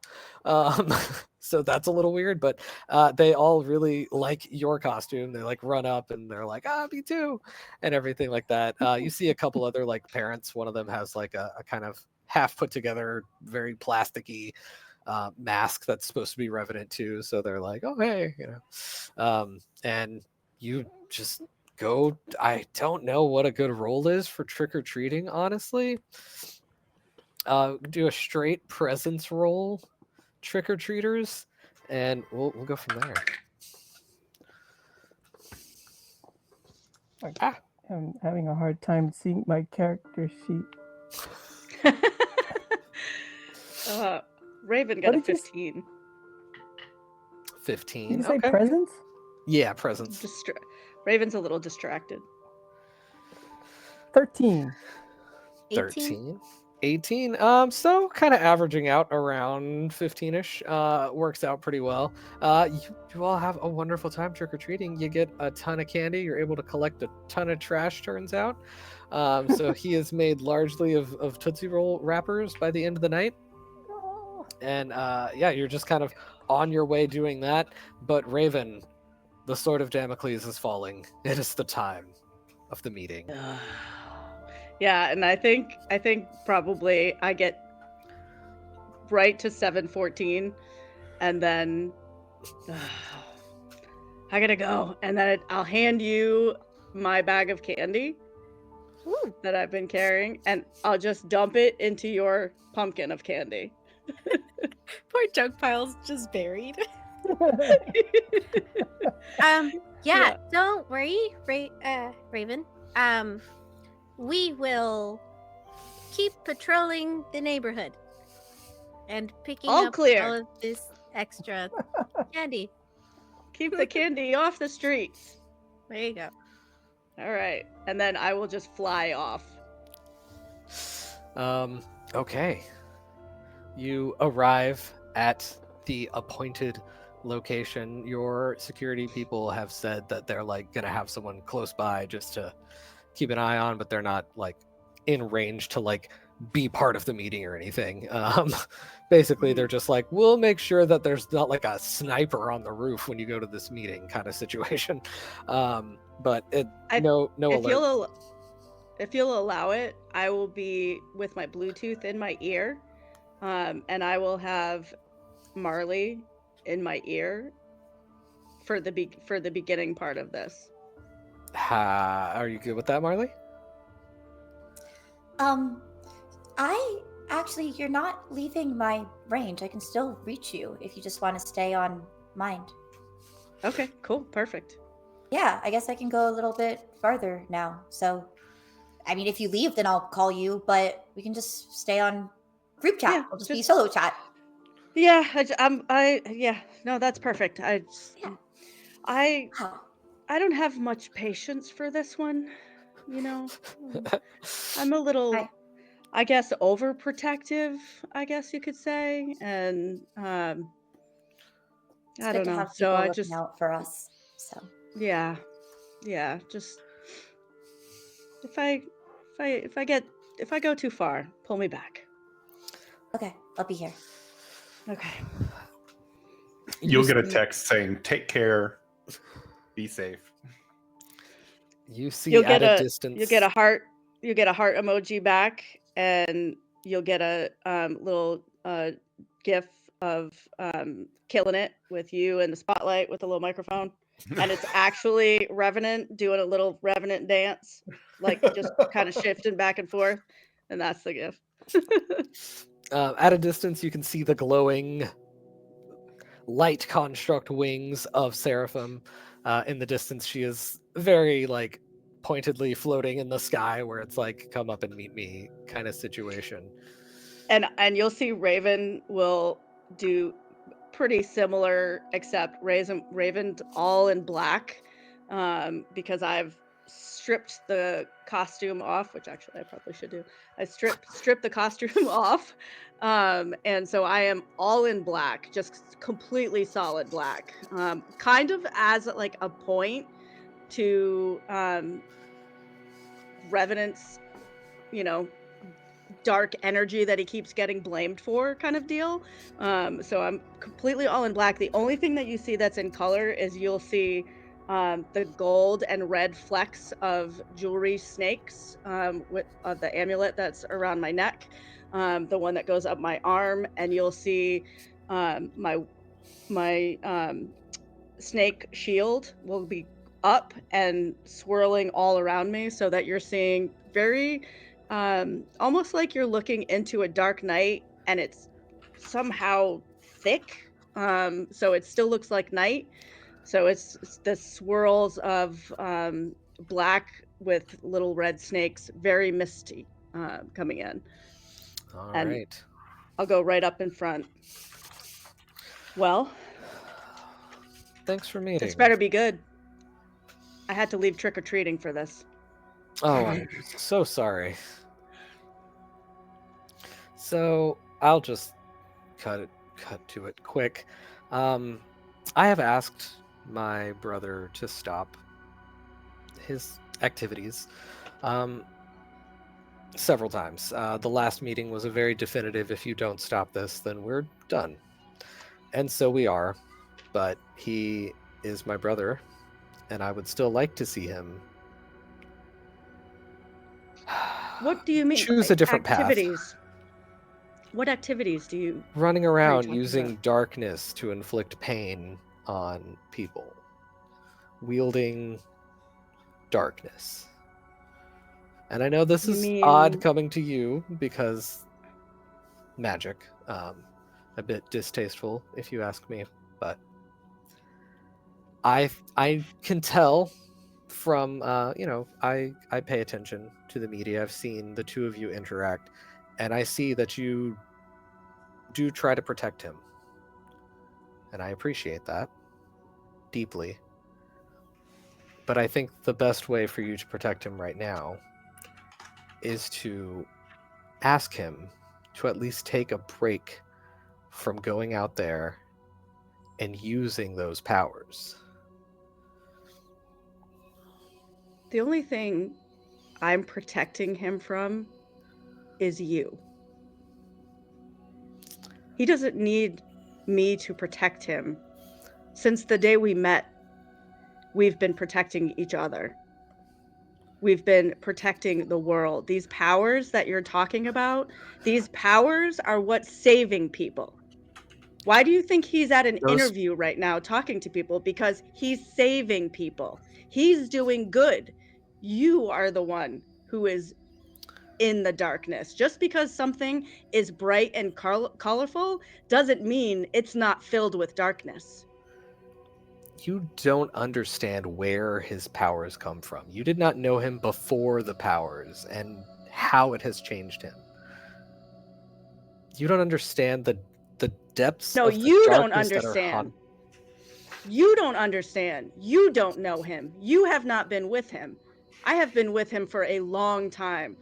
I am the one who's up with him at 3 o'clock in the morning when he's wondering why his family has left him behind. You are the one who doesn't know him. I know him very well. And from there, we cut over for just a moment to a party. No, wait, why? Oh, hi there. There's going to be a lot of frustrating cuts. I'm so sorry. Emmy is waiting for you at the party. Or not waiting for you. You're probably there on time. You might even beat her there. Mhm. She waves and kind of like gives a like shoulder like look at these guys. The costumes are they're not the best. A lot of cheap party wear stuff, a lot of like I left my costume at home type shirts. But it's just, the meeting of the lawyers and their families. It's just kind of a very low key party. Everyone's discussing their cases and everything. And one of the one of the people, one of the partners at the firm, mentions to Emmy, we do have that case coming up with Kensington Cares is trying to get us to represent someone. Any aspirations for being the one to take that? I know they're kind of shopping it around to us here. And I think I just kind of listen and I'm like right by her side, like bring her another like glass of whatever acceptable wine they're probably serving at the bar. It's fine. It's actually pretty good. It's expensive stuff. They spend well on this. It's just no one seems to take it very seriously at the same time. And Emmy, offers, if they drop the case on my lap, then I'll take it, obviously. If I have to, it's not one that I'm going to fight for, obviously. I would have to look more into the company. Like, I feel a little weird about us even considering them. They do have a reputation that some people around here aren't the fondest of. And she looks over at you kind of like, if you want to help me escape this conversation at all, I would be so happy. Yeah, I think she kind of cuts in at that moment and it's like, yeah, no, I hear they're really weird. They're originally from where I'm from. I'm from Freedom City. Yeah, Freedom City is a bunch of weirdos. One of the guys says, who's lacking a bit in social etiquette. It seems like a joke. He's just bad at delivering it. But are all your friends just going to talk about work, or are you going to talk about, do you guys have any actual plans for the weekend? I swear all they do is talk about work. They're like, we have other things that we do. I'm kind of like trying to also be like, like, what are you guys up to? You can't just be doing this the whole time. Because it's like a dual thing. It's like, if they don't have anything, this is to shame them. This is to be like, why are you talking about this here? But if they do have something to do, it'll naturally guide the conversation. Yeah. Away. Good conversation steering. So they're like, oh yeah, we can table work talk for now. You get the feeling that like at any moment a work discussion will break out, but they move on to like their weekend plans. One of them's going fishing, one of them is hiking, or a couple of them are actually going together with family to go hiking in the Elysian Forest. And they kind of I think I kind of point steer out the like, chat. oh, if you want, I think you can still probably find like the leftover, like the imprint of where that kaiju was in that area. That's right. Through there. Yeah, I heard it actually destabilized one of the trails on one of the crossbacks. Actually, was unusable for a little bit. That was pretty wild. Yeah, I think the Kensington Cares people were trying to. One of them immediately starts trying to circle the conversation back into work. I dead-eye like. But that's not fully not letting. It's not here. Emmy see me, just full dead-eye him from behind her shoulder. It's like, don't you dare. Roll intimidation. don't you fucking. It's funny. I took the swear word. Natural 20. That means Shannon can't have it. Yeah, this isn't Sanguine Scourge. The dice is. I want to understand the dice is not rewarding the swear word. Please do not source that you. I took the one of the night. I took the one of the night. Word of the day. He just kind of falls quiet. He's like, anyway, and he's just kind of like. I think she's especially intimidating just because she's put on she's kind of taller for a woman, but especially tall because she's put on these giant platform boots to kind of for the extra flair for Halloween. Also, judging by her strength stat, Tally is swole. Obviously you decide how does have very defined muscles. Yeah, she's strong. AF. So he's kind of just like withers under that and lets the conversation continue to be about hiking rather than work. We'll jump over to the last pair that we have. Marley and Revenant. Marley, this is a little odd because you're getting some of the Raven conversation, but you are also hanging out with Travis. Yeah. I will send just say to Raven, no notes. You said what had to be said. Appreciate you. Appreciate you too. And he would as well. I got him. I'll let you know if anything happens. Thanks. Yeah. And I'm changing into the tailored suit that Tally made me. That is a deep, deep purple, and I have a black shirt on. Ooh, looking fancy. It's cool. It's nice. Thank you. Tally made it for me. Wow. Are you staying in Scarlet Witch costume or switching to Tracker? Oh, or... I mean, I guess I'm Tracker as Scarlet Witch still. Yeah, I mean, I could put a different outfit. Yeah, I brought a different outfit. I mean, I did change before we arrived. Yes, Tracker is here. Normal garb. Thank you for that out, Game Master. So I'm going to be Scarlet Witch. I just wanted to be sure. Yeah, so the meeting is coming up pretty soon. It is down at the station. Oh, okay. I was like, did you want to take the car or did you want to fly? Oh, I mean, up to you. Whatever you're more comfortable with. Let's fly. That's kind of my normal. Yeah, let's do it. Okay. Hop on. Marley backpack. It cuts an impressive few panels of you darting through the sky as like your inky black form flying. People are kind of it's getting dark already because it was probably dark at 5 because it's the Pacific Northwest. But people look up and see an even darker, like you're noticeable against the sky, and they're like, "Oh, cool, that's Revenant." Blah blah blah. You see a couple of people dressed like you, and yeah, you take off over. You're nearly there. As you're flying up, I will get both Revenant and Marley to roll a perception check. Okay. Sibling jinx. Well, 25. 25. Marley, as you fly, do you tend to keep your emotion sense up?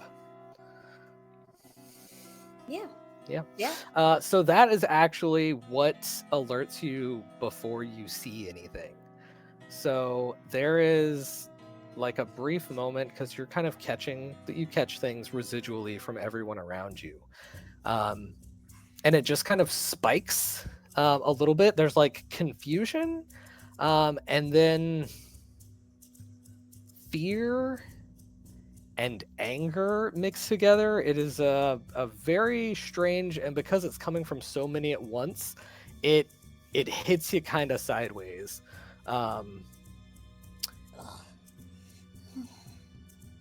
And that's before a very loud crash up just ahead of you, between you and the station. There is a loud crash, like a boom. Some cars that are on the road right now kind of skid out of control. You see what looks like purple energy emanating off the figure of a very dark-haired man. He's got a beard. His eyes are glowing like you don't see eyes. It is purple energy that are like little starbursts, essentially, and he is in shadow. And I will get both of you to roll a will save. Yeah. I am not rolling well. 22 for Marley, and she does also have or did we give her that or no? Oh, the psychic energy one? Mental protection. It is not a mental effect. Understood. I rolled a 15. 15. So a couple of things happen right now. Marley, you are able to, whenever you need to, shut off your mental, like you're absorbing thoughts and emotions, and you're also able to dial it down when you need to. You feel it dial way up out of your control. This is not a choice thing that's happening to you right now. It dials way up and then way down, and you feel the connection with Raven cut out. Raven, on your end, it feels whenever Marley's out of range, which she said Do I could notice happen anything depending on where she different? goes. It just feels like it's out of range. You do know the connection has stopped though, pretty quickly. And I know she was going to be in range, so this would be odd. At least for a little bit. Yeah. And Revenant, you're flying. Are you holding Marley? Back, piggyback. She's piggybacking on me. Through your flight. Unfortunate. You feel for just a moment as your flight cuts out, and as gravity begins taking over, you're able to reestablish it for a second, but it is like your shadows are blinking in and out again, kind of like whenever you were hit with the light, but it's a little off. It's like your connection to your power is not working right. I'll yell to Marley, teleport. Got it. And yeah, that was Tracker's idea too. Tracker is going to just like as falling, just teleport somewhere that she can stand stable, just to land safely. You teleport within your normal range thing, so you're on the ground now, not too far off from the figure who does seem to be staring directly at the two of you.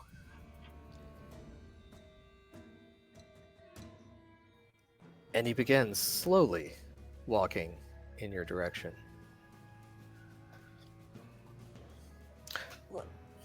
Trick-or-treating continues on for Quill and Mecha Ochre. The two of you are going house to house. Yeah, trick-or-treating. Go back to the other thing. Having a lovely time. You get a bunch of full-size bars. Obviously, this is one of those neighborhoods. Quill, this is a really fun Earth tradition. Mecha Ochre, this takes you back to a lot of the previous years that you had. There are some like gaps in your memory before becoming the cyborg you that there is, but there's something nostalgic about being in this tradition once more. Oh yeah, this is 100%, I think, one of Quill's favorite Earth traditions so far. Is like whoever made this up, great. This is awesome. 10 out of 10 in the words of Marley. No notes. No notes. In her statement to... Yes, go ahead. How far are we from this? Pretty far. Okay, because if you said it made like a crashing sound and stuff. Okay, so we're too far. Or we're having a good time. Yes, we are. You're having a wonderful time. We're raiding all the other Revenant costumes. Not great. My pumpkins. Raven.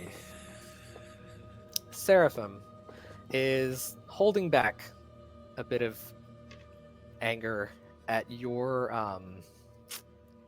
rightful attack against her. Something. Roll insight.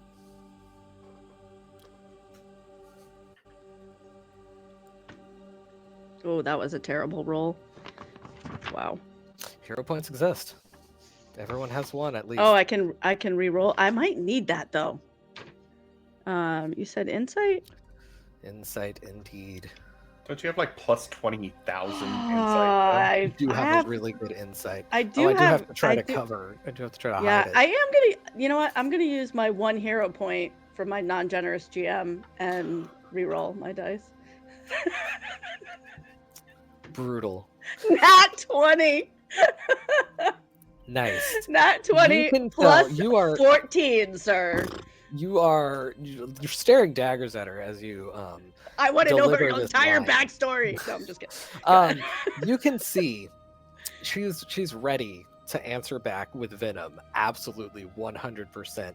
There is something in her eyes that is actually like deeply hurt, or almost like jealous of you saying like, we protect each other, you and Revenant, like we protect each other. You have that bond of like, you are his protector and he protects you back. And you could tell that's like something she doesn't have with him, and that there is a desire to have had that connection, but her choices and his choices are not going to line up for that. And it turns a little, she's like, she's not going to let that come out to you verbally.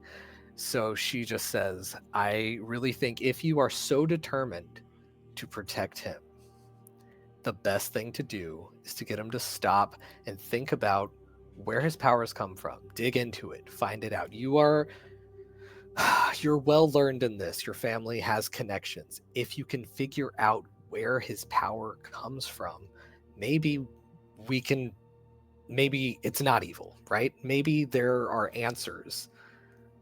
But he was a kid who found a mask, and that mask changed him. And I really would love to have my brother back. Raven is going to visibly exhale and soften.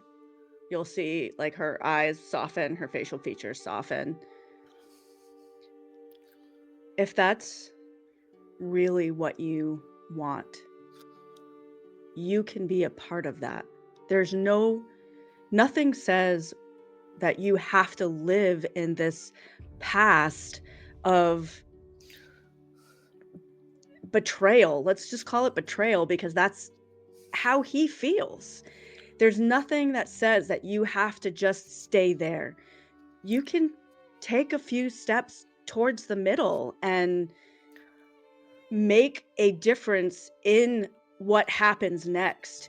Investigate this with me. Be a part of this in a way that is not hurtful to him for once in your life. I can see that you care.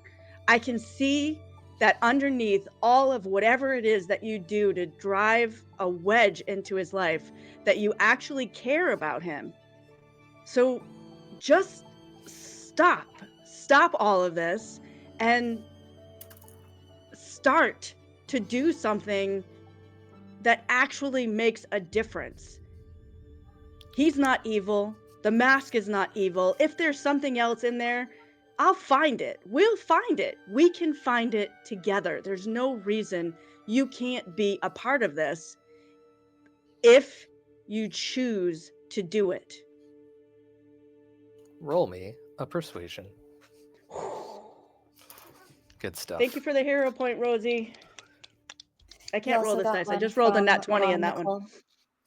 I did! Oh, I want to thank you so much. Remember, 10 or lower gets you a plus 10 on this. And what am I doing? I'm doing persuasion? Persuasion. No. Yep, persuasion. All right. I'm going to use a hero point to roll again because I was crappy. My persuasion is not my best. If only you could do everything with insight. I know. Or expertise magic. or magic or perception. Yeah. So that is a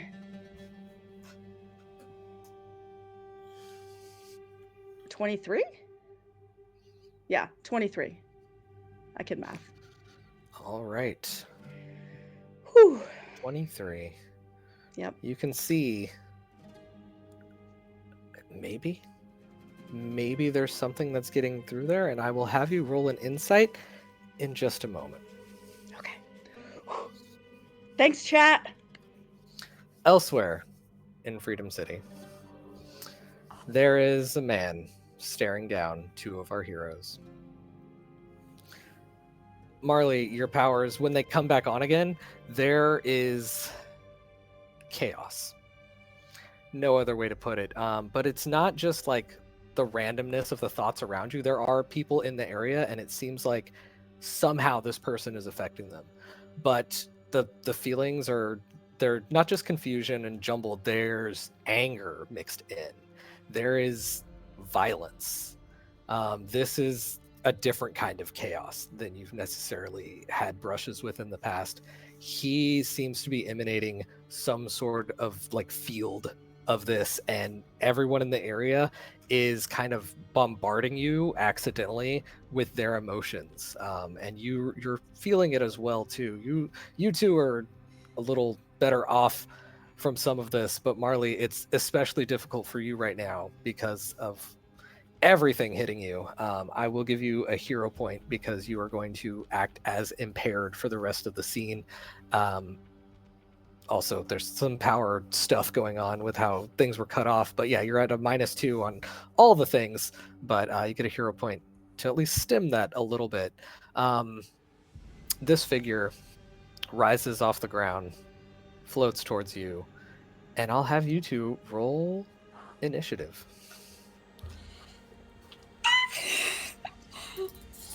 So fine.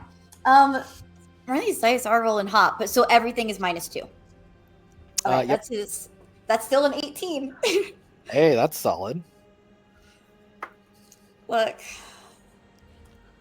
And this is the thing, of course, I rolled the natural 20 on, so I got a 27. Hey, you actually are gonna go before the villain. Woohoo! He's kind of sandwiched right between the two of you. Pretty close to it. So, Revenant, you see this man floating in your direction. As he's getting closer, you get a better look. He's kind of got this like red shawl on. He's in like a purple suit. He's got these gauntlets. And the purple strikes you as familiar. The kind of the burn marks left in the ground that had little wisps of like flame that wouldn't go out, sort of, at the junkyard where Junk Pile was killed. Seemingly. It's that same sort of energy. And as he gets a little closer before your turn, says, the message I sent with the little junk man didn't seem to go through enough. You will stop saving this city from itself, or you will die. Who are you? I am known as King Babylon. I am the emissary of Eris, goddess of discord. Does emissary also mean one of the fingers? Are you the pinky? He glares in your direction. We have been called the Five Fingers of Eris before, but I assure you, none of the others are my equal. Revenant, what would you like to do? I'm gonna move kind of in a defensive, like placing myself in between Tracker and the creepy dude. Gotcha. And oh no, I would like to set him off a little bit, and I'll just do Shadow Whispers. And just kind of go, so you like a little chaos? Well, let's try this. And then try to let it seep into him. Okay, and that is a will save? I think so. Let me check. I didn't have the book upside down. Don't look at me. We'll fix it in post. It's fine. Where is... That's like 6 times now, I think. Yeah, that's a will DC 18. DC 18. You reach out and let your whispers kind of force its way into his mind, and you see him smile.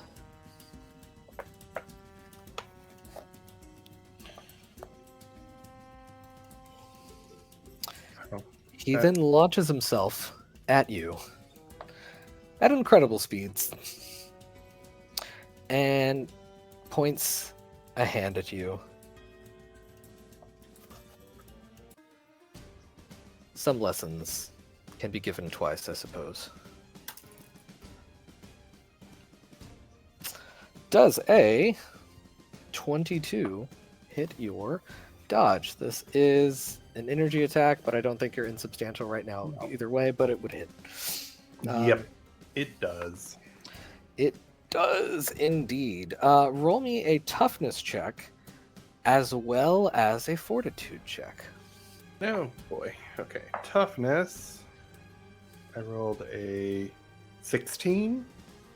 16 total. Yeah. And fortitude is an 18. Okay. I can do math, don't worry, it's fine. I just actually have to find the DC is what I need to do. Okay. Your toughness, by what you failed, is reduced by 4 points. Oh, jeez. Also, you are dazed and have a -1 to future toughness saves. Jeez. The blast. Interesting thing, the blast hits you and it feels like damage, energy damage, ouch, pain, but another part of it that's kind of mixed in feels like you're being unmade. Oh. The blast like basically rips the life essence out of you. Like you feel withered from this blast. Oh, great.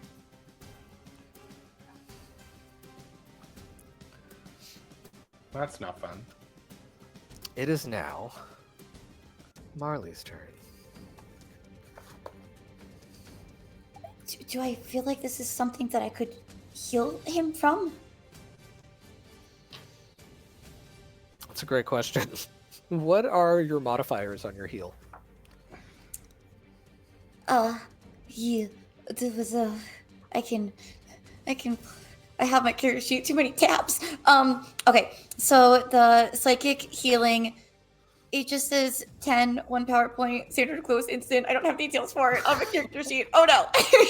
It's okay. I have access to all of the sheets. No Yeah. worries. No Get that. worries. On the to PDF, read that's all most that's of it. there. If you go into Hero Lab, maybe. It'll give you all the. Yeah, it does. Yeah. Where are you healing? Psychic healing. It's under the psychic powers, yeah. Okay. So you don't really know just by looking at it if you could. I'm gonna try.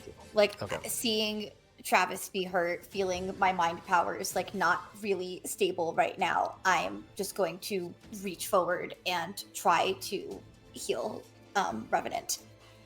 All right, So- roll that d20. Oh. So what do I add to this? Your healing rank. Okay, so that's 10, right? That's 10. Yep. Yeah. And then -2. So that still puts us at a 17.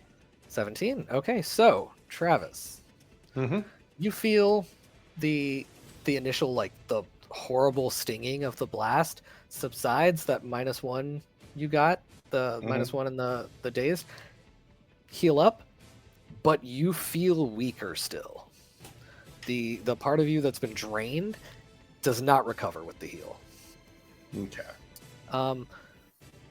Marley, as you run up and do this, you feel your healing energy do its thing, right? Happens, and then you teleport. And you're now behind King Babylon,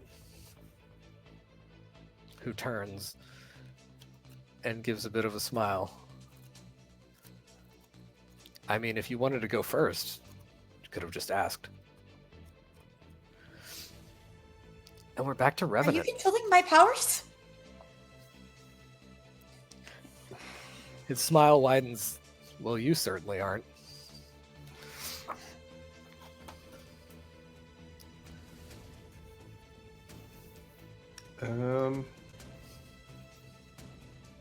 I will. Is he still facing me, or is he turned? He's turned to face Marley. Okay. He's kind of like, his body's facing you, but his head's turned in her direction. I'll just kind of go. I don't know what to do here. And so he's between me and her now? Yep. Well, poop. Because of where she ended up.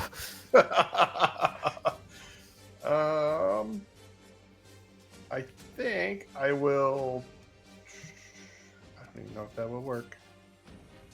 I'll start like. Can I make it back in between them? Yeah, you've got. Yeah, assuming your flight activates the way you want it to. That's the question. Everything's It been is wonky. the question. Yeah, so I will fly back. Successfully, you do fly. And I will try to blast him. Okay. And I'll just be like, not her.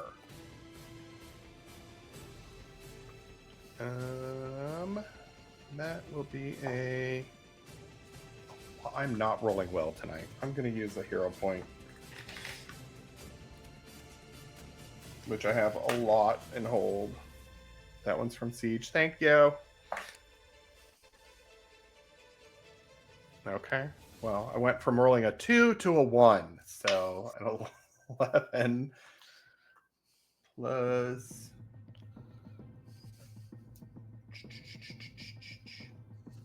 That is a... Why am I not finding it all of a sudden? Did you shift things on here? There it is. Did not. Don't blame me. So that's plus 12, right? I think yours is plus 8 and the rank is 12. Yeah, I didn't see a plus in there. Okay, so plus 8. So that is 19. 19. And you used a hero point for that? Yeah. So sorry.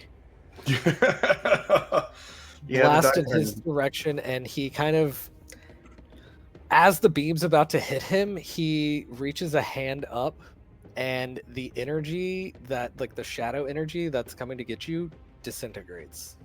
Oh, okay then. I'll just kind of go. I'll just kind of turn my head slightly and go. Run. I can't leave you. I'm not leaving you. If I run, you're running too. Somebody has to stop him. Even if it's just delaying.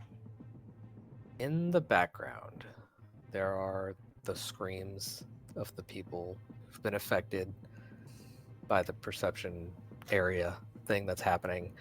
They are enraged. They are attacking one another at this point. It is distracting. I can't run. There's too much. There's too much in my head. I can't go. I don't know. I can't move. He blasts at Revenant once more. 26. Oh, yeah. That. I Toughness feel like and it's fortitude. when you're like playing D&D and the DM's like, does an 83 hit you? Does an 83 hit? There was actually a funny bit where I had to re-roll that on my end. And I would say you kind of witness it happen. You see that, like, it looks like he's kind of casually blasting in your direction, but it, like, would have missed. And there's kind of this weird bit where reality almost stutters slightly as it skips back just a touch, and he refocuses his aim and blasts directly into you. Oh, that's fun. So I rolled a 29, but I have the -4, so 25. 25. Oh, hey.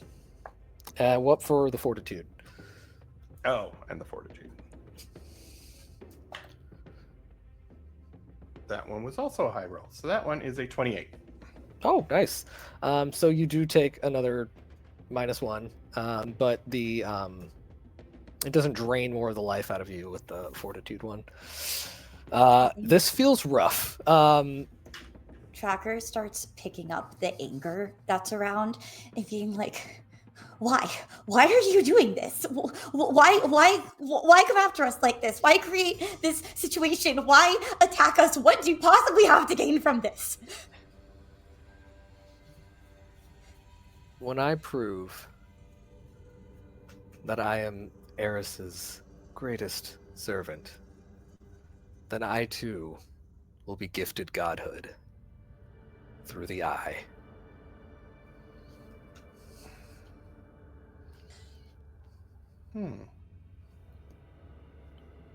That was what this is all about. The eye of chaos. You think that this would work? No. The eye of chaos works on freedom, chaos, not control, chaos, not angry, chaos that's spontaneous. Not this. I don't think you understand.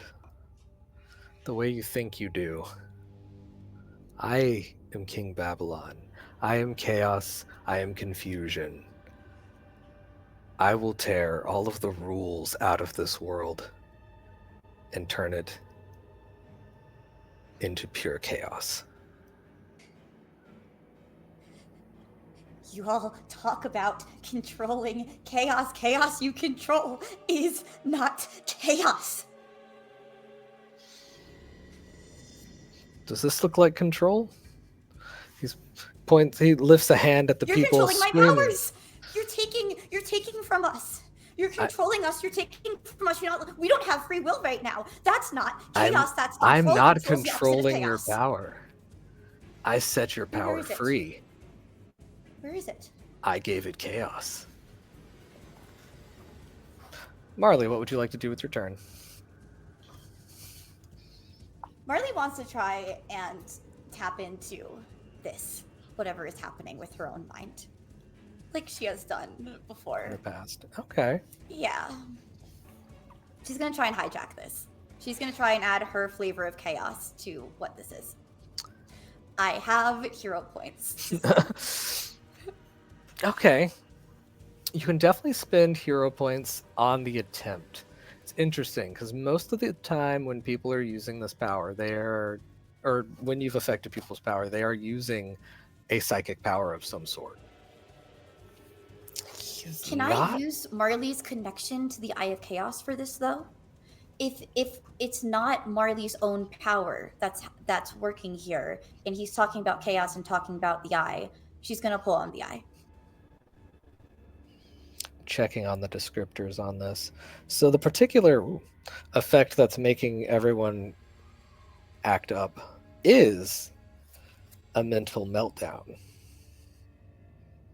So you could try to battle it, sort of a counter effect, mind versus mind. You versus his mental effect on this whole field. Well, I'm impaired. Well, you're impaired. The hero point will allow you to attempt it. You will be impaired. So 1 hero point to attempt it. Can I use another hero point if I need to re-roll if you fail it? Yeah, if you've got them. All right, let's do this. I am using can't my take Eye 'em of with Chaos you. dice for this. All right, thank you, Valmina, for giving me the hero point to make this possible. What am I adding to this? What ability What are you can I use? What effect do you want to turn into this? I mean, I would recommend your mathematically highest effect. I think it's her mental protection, which is an immunity 10, and just being able to extend that outward, like to protect herself, to protect like what is Sort of an happening area here, to effect cancel it version. out. Yeah, like the strength of her mind, I think, is in that. That is really interesting. So, this won't actually be a roll. It'll be power stunting your immunity to affect others. Okay. But that's like doubling the cost, so there needs to be a really big drawback.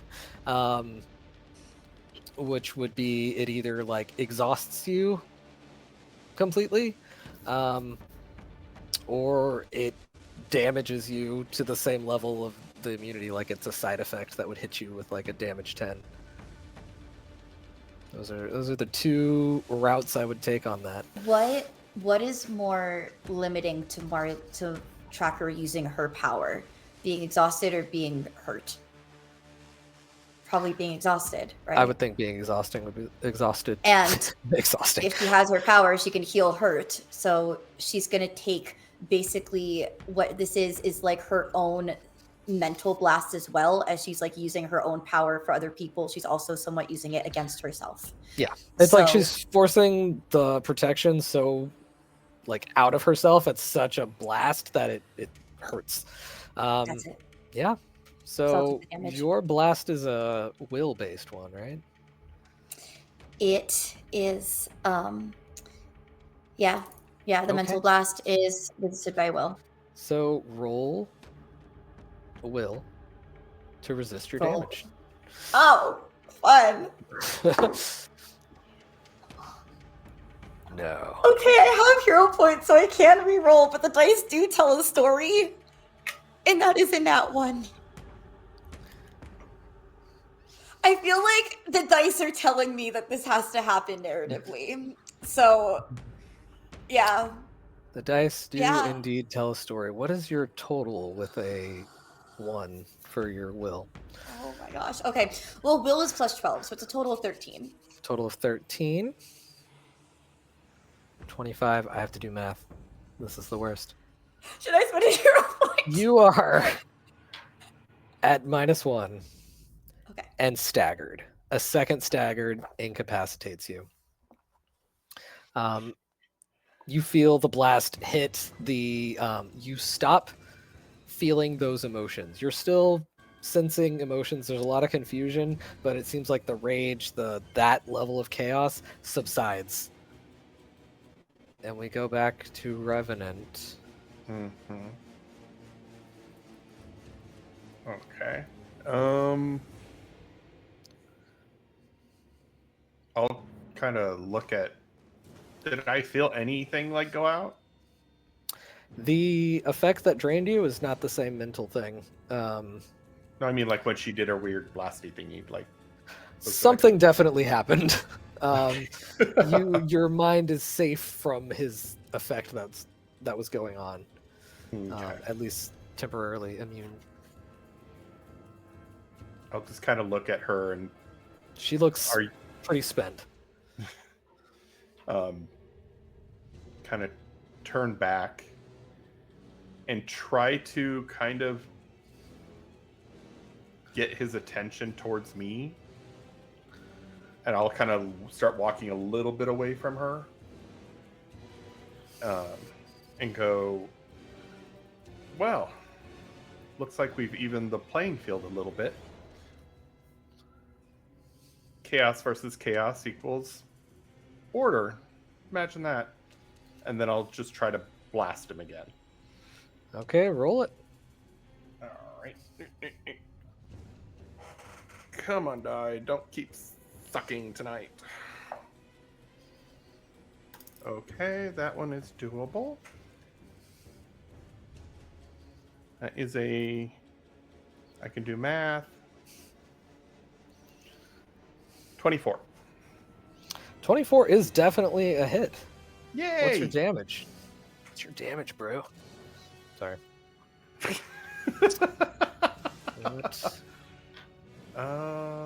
That is a DC 27. DC 27. Hey. Nicely done. Yay! -1 to his toughness saves. You can see the blast hits and takes hold. He looks a little surprised and a little angry about that. And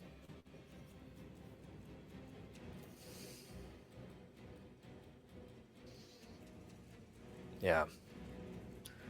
You're strong, but she's the problem. And he points his hand in her direction. You can see he's doing that same blast that he has been hitting you with. Let me check if he's got a thing. He certainly does. And you see that it kind of like how before it kind of charges up at his fingers and then like blasts, it's like this sort of ball of purple energy. It flares up way harder than it did last time. Like this is super focused. One might even call it a power attack. Can I use a couple power points to power stunt some weird things? You know, I'm always up for some weird things. Because I have a lot from the last couple sessions and I haven't been able to really use them. So I guess, do I have to use one to actually just act right now, since I don't really have any interceding or whatnot? I will let you use one to do a reaction because it is on his turn. You're acting That out of one turn is for it. from Val. Thank you, Valmina. And then what I want to do is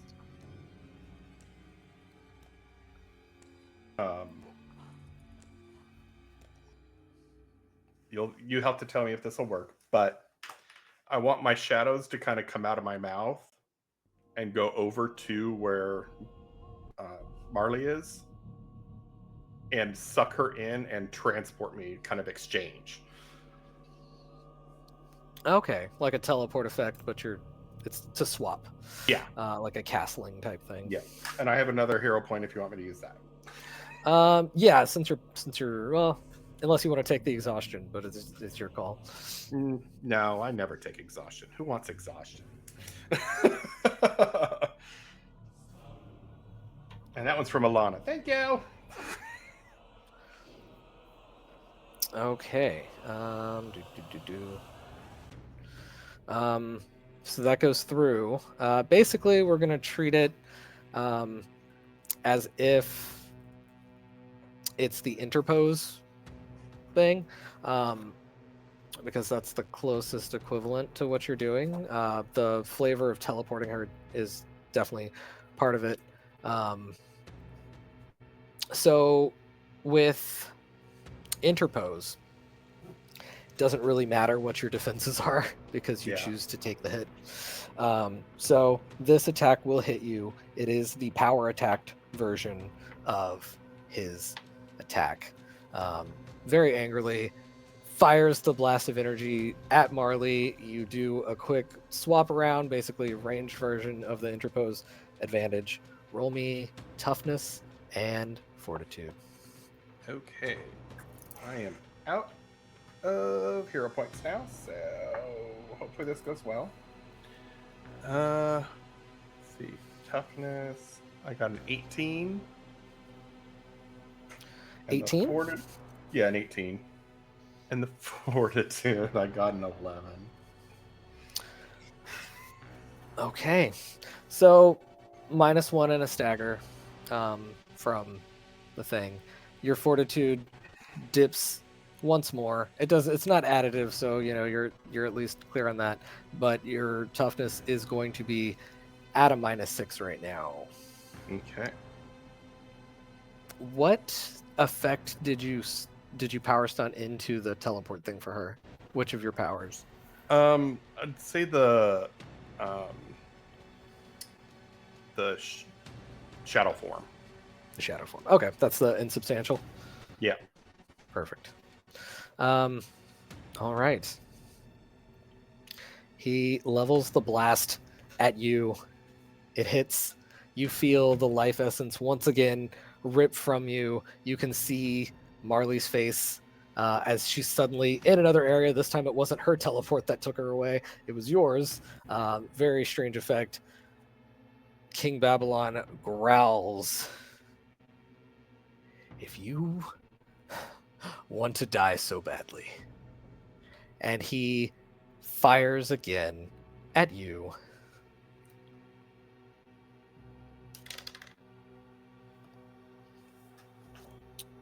With a 25. Oh, geez. To hit. Oh, nope. I can do math. It's actually a 20.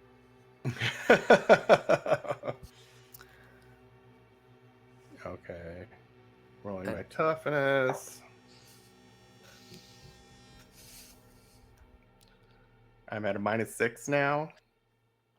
And then any additional bruises you've been given over the fight, which is just one because you got healed of the other. Oh, you just gave me another one though, so I'm -2. Can you go into the negatives? You can. I had a -2. -2 is your total? Yes.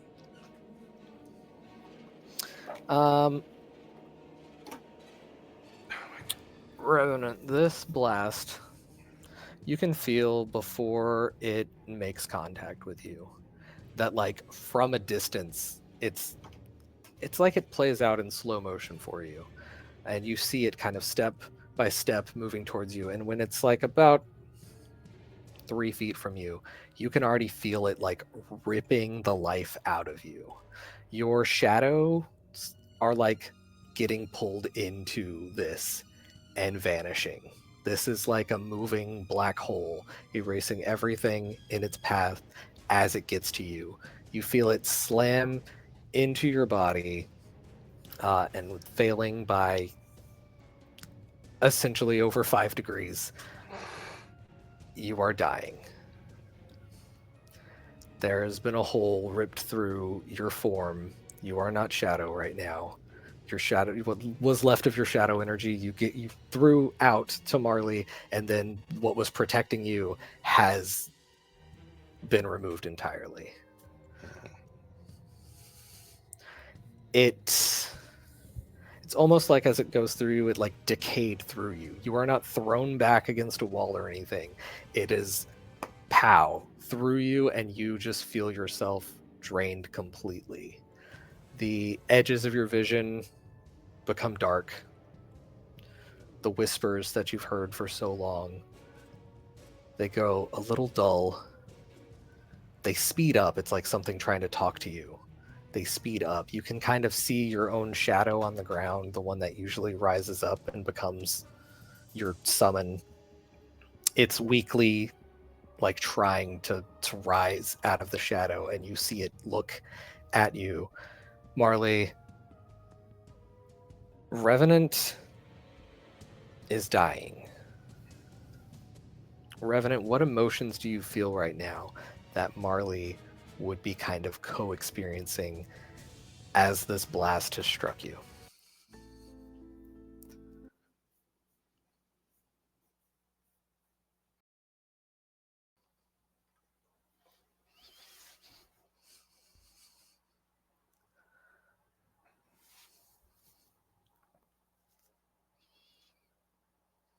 Do we still have Grant?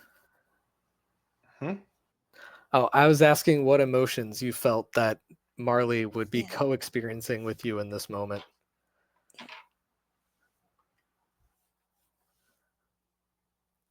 Are you asking me or Marley? You. Oh, What was okay. Marley getting from Travis? Yeah. Oh, you would feel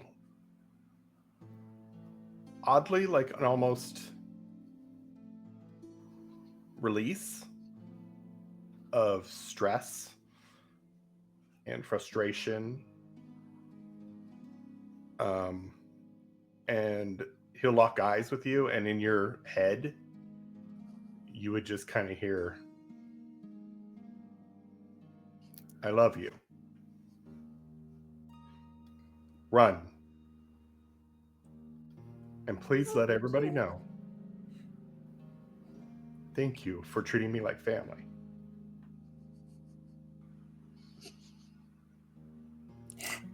Back at the meeting with Seraphim, roll an insight check, Raven.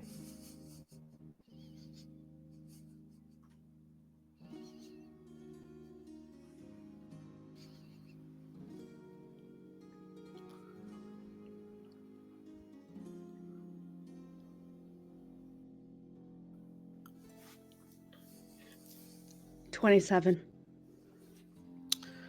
27. With your persuasion trick that you got, you saw that she kind of softened a bit.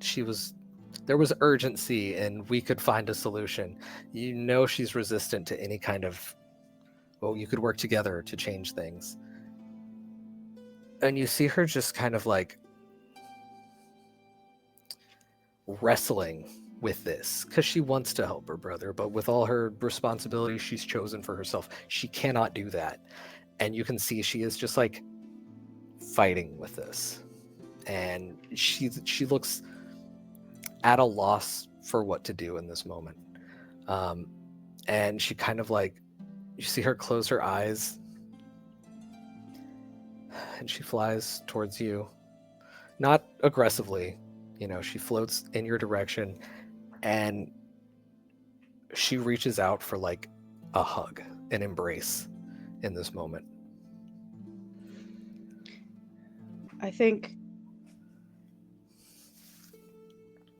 before she gets to Raven for the hug, I'm going to use my artificer advantages to make a temporary magical device right now. Okay. And I would like to essentially, you see right in front of her, and I'm doing this kind of like as I'm seeing her and listening to her, and she's starting to go forward. You see a little bit of smoke and wisps, and it's just kind of like swirling all around. It's a little bit chaotic, black and gold and red, and flipping around. And then you start to see pieces of metal, and it's kind of like all coming in together. And what ends up forming is almost like a little pocket watch, and the lid opens up. Excuse me. And then there's like this little holographic vision in there, which is Travis when he was younger, when I first met him, and him growing up to how he is now. And then it flips and goes all the way back to the beginning, and then he grows again, and it goes all the way back to the beginning. And it does that 3 times, and then after it finishes that, it splits, and 2 of them do it, and then it goes back to 1 again. And as she comes in for the hug, I hand this to her, and I say, we all have choices to make and different paths that we can go down. Your brother is still your brother, and you are his sister. And why do you need anything more than that? Why can't you just love him, respect him, and support him no matter what? Take this with you, and when you look at it, I want you to know he is the same person in these 2 images that branch off. One of them is just more sad. And then I'll put it in her hand, and I'll hold both of her hands, and I'll say, it doesn't have to be like this. And then I'll let her go.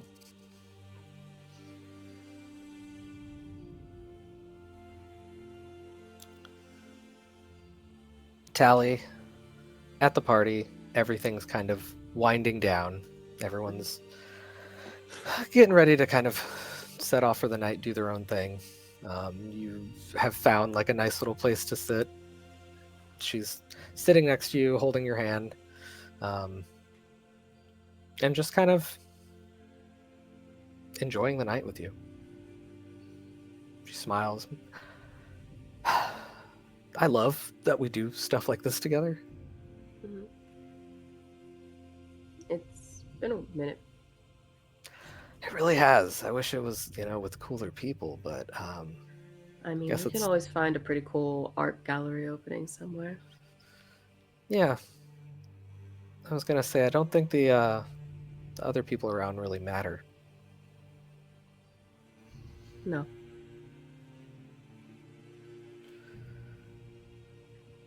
In another part of the city, trick-or-treating is going about as well as trick-or-treating could possibly go. You've collected so much in your little pail. You have somehow been given another pail at some point throughout the night. I mean, Raven gave you hers, but there's yet another that has emerged. Mecha Ochre's kind of playing caddy for all of the containers to carry for you. And it's just one of those like cool nights. The breeze goes through the city. It's dark out. There's a little bit of the moon shining through. Back in front of King Babylon, Revenant is dying. Revenant, you had your say. Your last words were for Marley to run, to pass on your love to the others. And as things grow dim around you, you see the shadow once more kind of reach in your direction. And it's your shadow. It splits off usually and becomes something else, but you feel it kind of take hold of your shadow.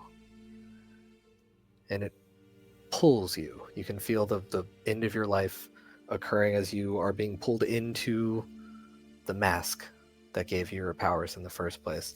Marley, you see after he's done talking, the shadows sort of greedily consuming this man who's become a brother to you. He is seeping into shadow. His form has become the shadow, and you see that it all kind of pulls in, the tendrils of it getting weaker and smaller as it's all pulled into the mask. No. And I like run up to grab the mask, and I'm holding it and trying to like what I did with Leo, right? Because I had some of his power and I had my healing, and I could use that to bring him back. I'm trying, but it's not working though. As you lift working. up the mask off the ground. Can I roll to see if I feel him leaving? What kind of roll would this be? I don't know. We're just so connected. I don't know. I don't know if it would be perception or insight or whatever, but I mean, I'm already on edge, and I know that the connection was caught. I just want to know if I would feel it. I will let you roll an insight check in this instant.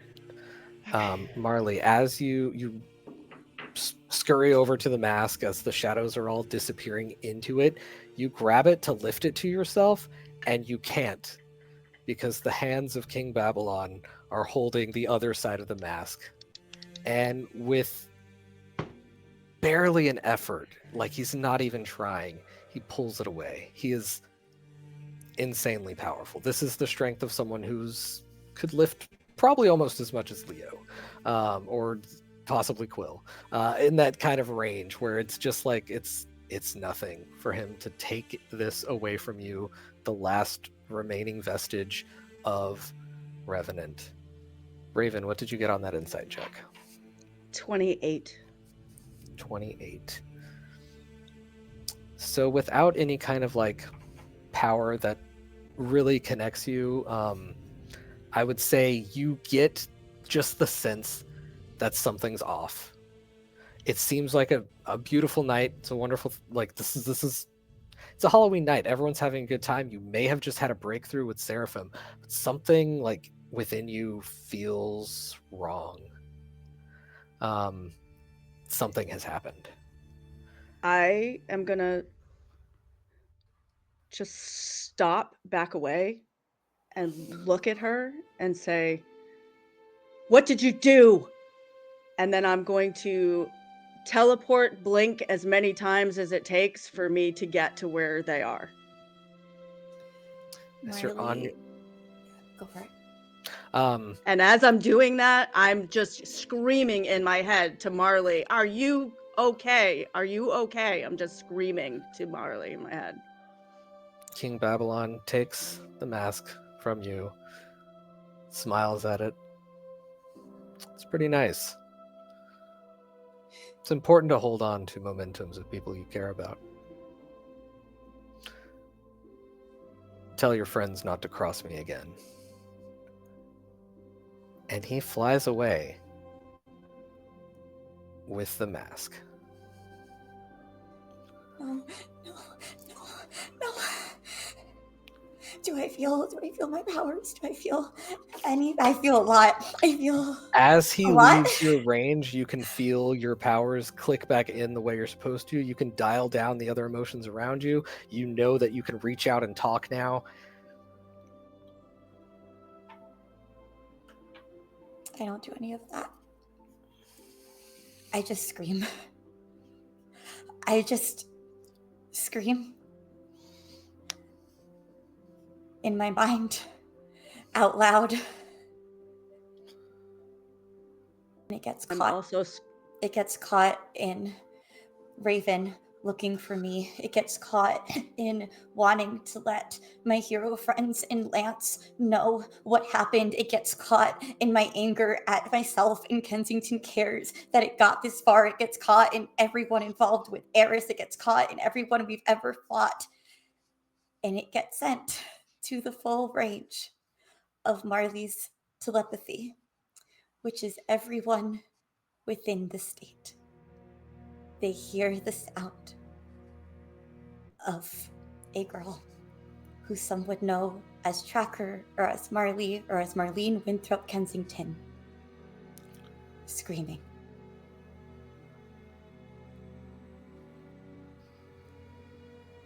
Is there a message with the scream, or is it just a scream of rage and fear and...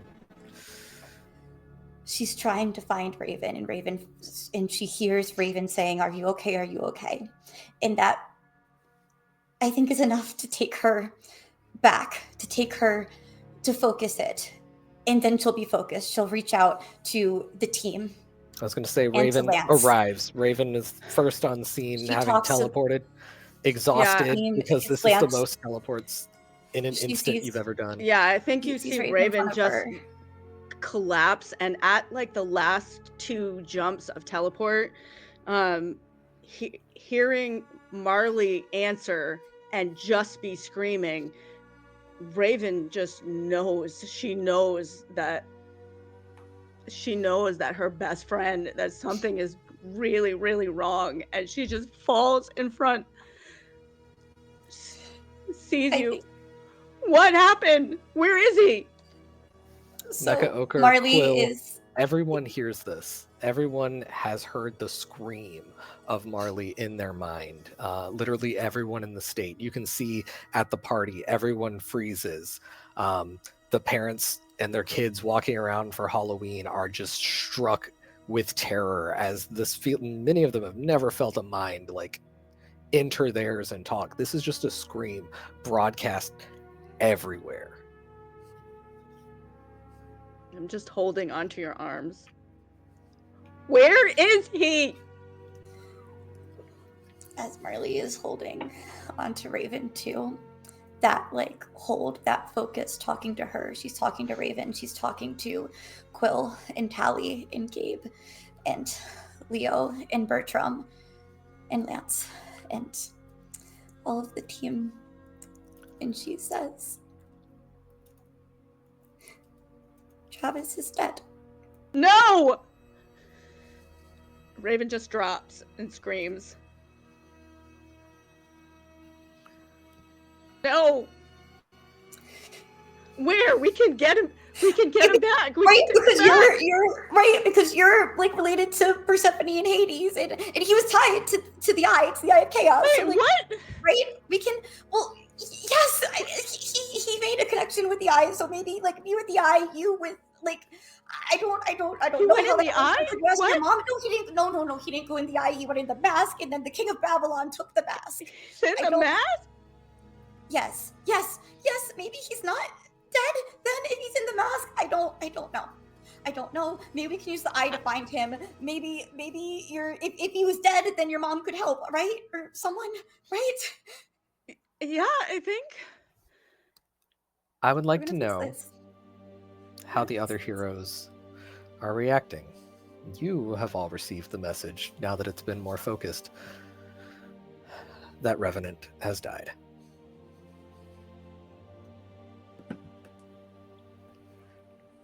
I think it's kind of a flip-flop of emotions, because it starts as kind of angry with the scream because she recognizes it and is just upset that what is she doing that she's affecting all these civilians. She's just frustrated with Marley, but I think when she hears what happened separately, I don't think she thinks there's anything that can be done in the moment like the others do.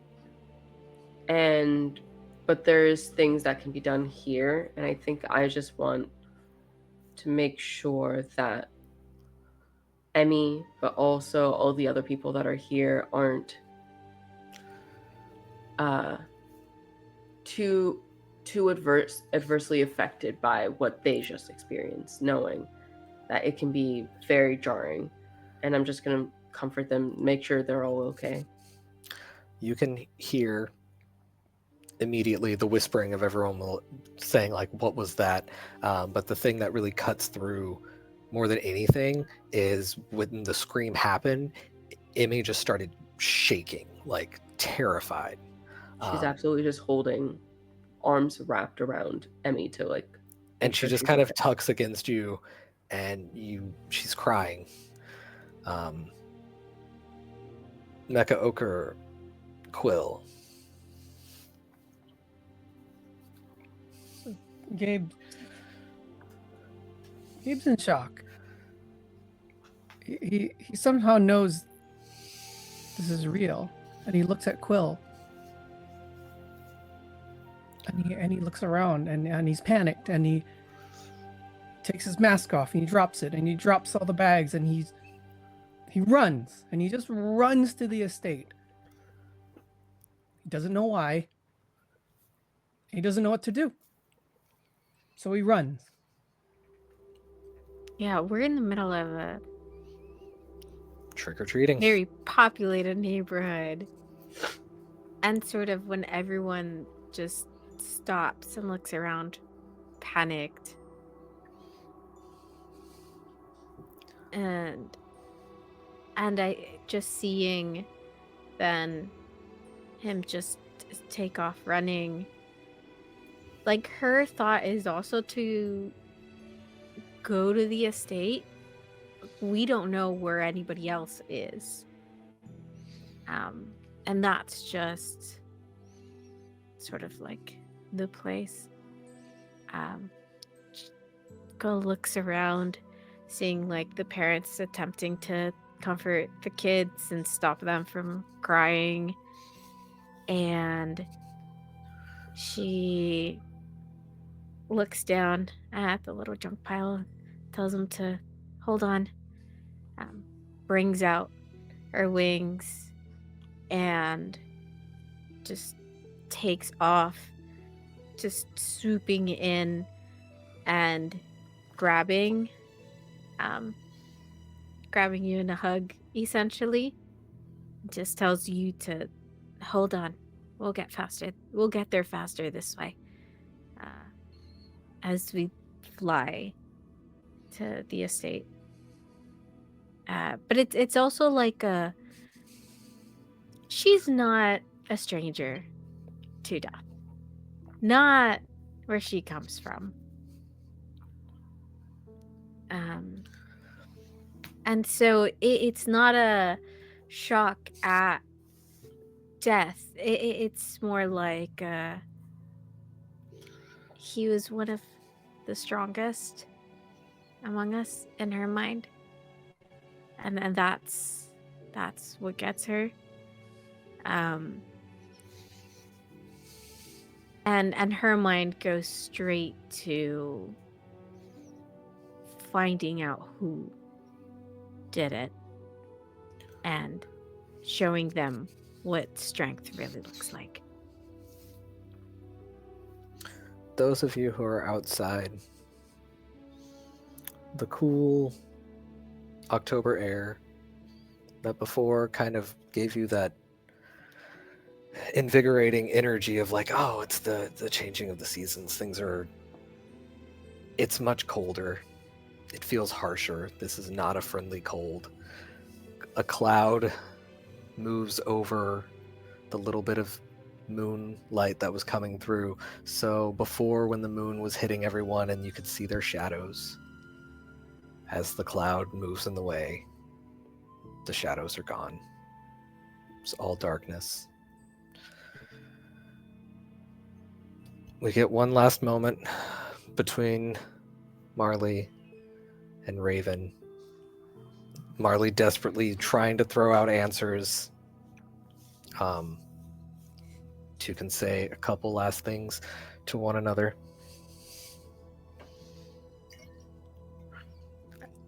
I think I'm actually like not even standing. Like I'm barely kneeling because I'm so tired, and I'm just holding on to you, and tears pouring through all the words that are coming out, and half of what I'm saying doesn't even make any sense. I'm half asking questions, and I'm half telling you about what I just experienced with his sister, and I'm supposed to be telling him this now, and it's just this whole ramble of everything that I'm feeling. And then I think I just stop and look up at you, and is this real? It is. Like I know. you saw it with your eyes? Yeah. And I'm sorry I couldn't say No, don't you do that. You save us every day. Don't you do that. I want my brother back. We gotta get him back. We gotta get him back. I don't know. I don't know if that's possible, but I can't accept it not. I think I just grab you and just hold on.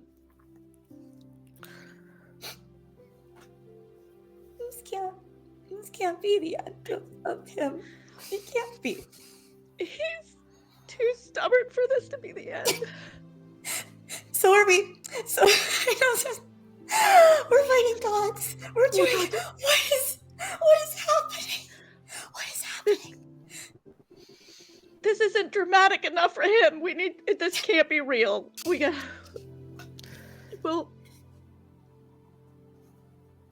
find him. We have to. And with that, so ends the session, and so ends the life of Revenant.